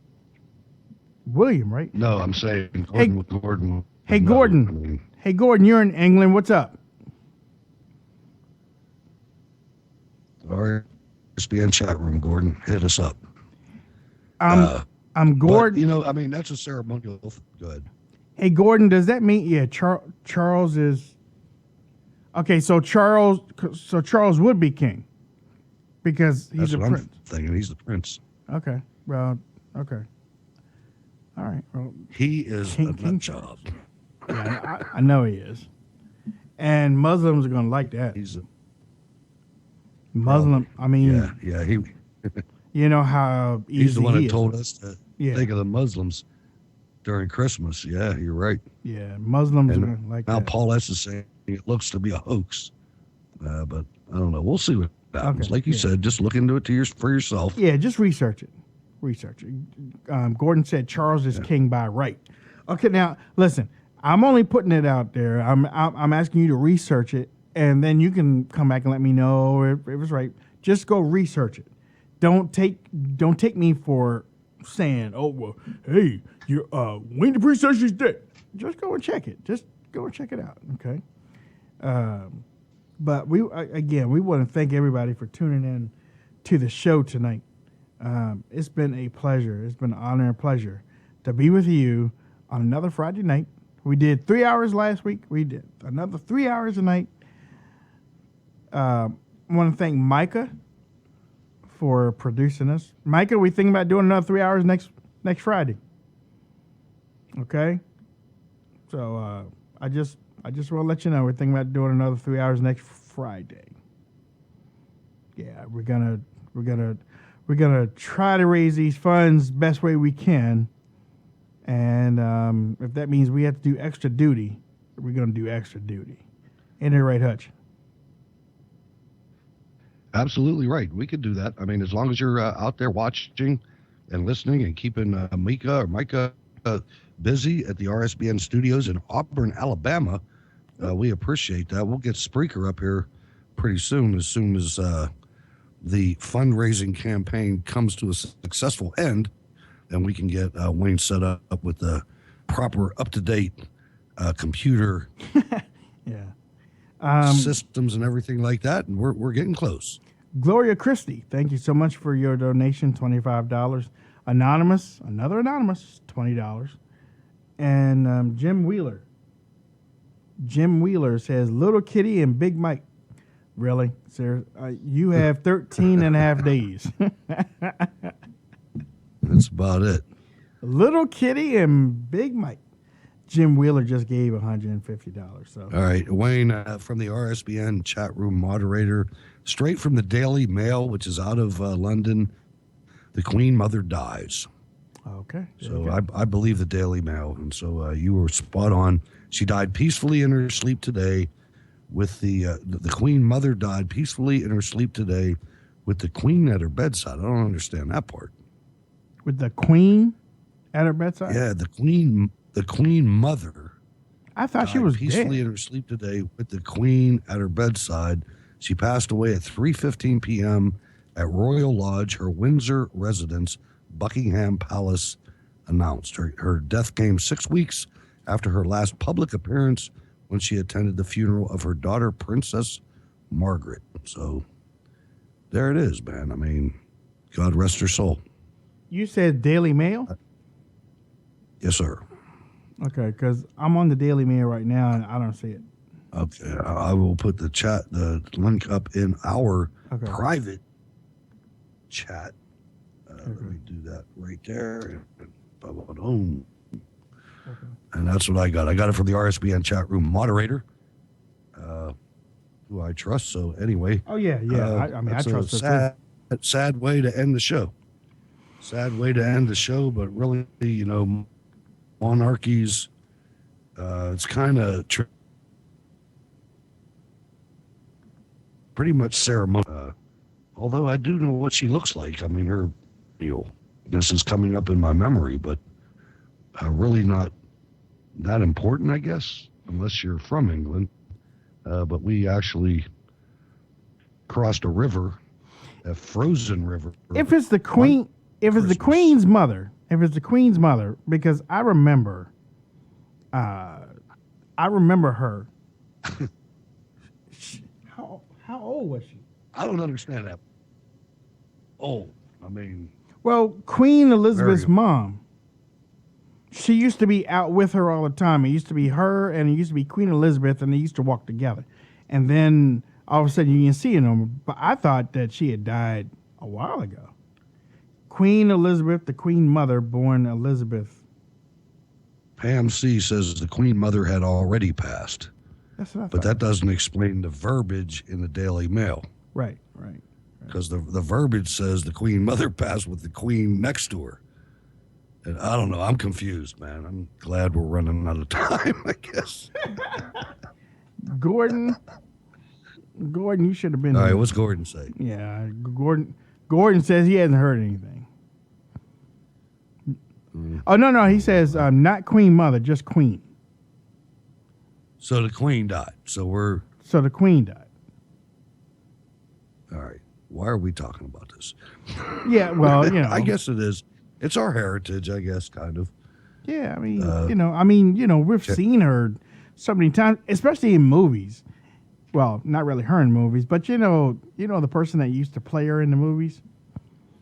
You know, like the Naked Gun type of stuff. And there's always had that hat. You know that hat,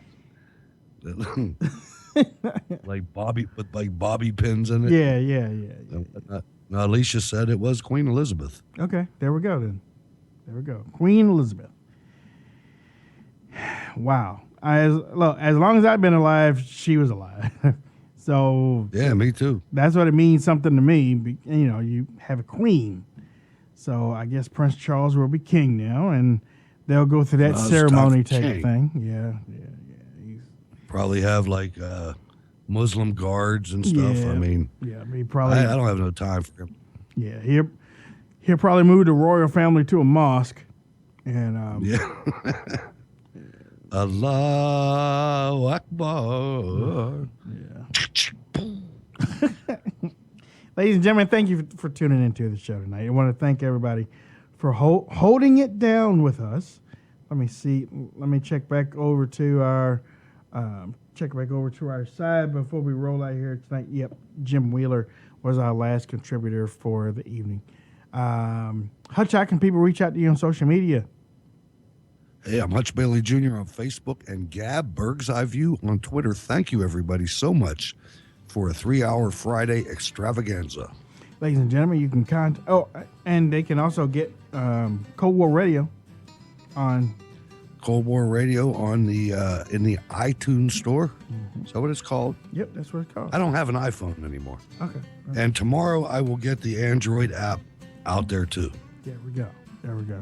Ladies and gentlemen, you can find me on Instagram, Gab, Facebook, or Twitter. Just type in Wayne Dupree Show. You can also download the Wayne Dupree Show app. It's a free app. You can download it, You can listen to all of our shows. You can listen to this one. You can listen to all of our shows on there. And you can also check out all of the chat that goes on. And remember, when the show goes live and you're out and about and you're not home to sit down in front of YouTube to watch YouTube, you can pull up on the app and listen to us live on the app. Some people have... Oh, and listen, if you do download the app, I'm asking you to leave us a review, because some people just download the app and just roll away. Let us know what you think of it, okay? Let us know what you think of the review. I want to pile up the reviews so that helps other people make the determination whether they want to download it or not. Micah, thank you so much for producing and everything. Go ahead and take us out, Mike. And thank you RSBN crowd. Thank you, Spreaker crowd. Good night.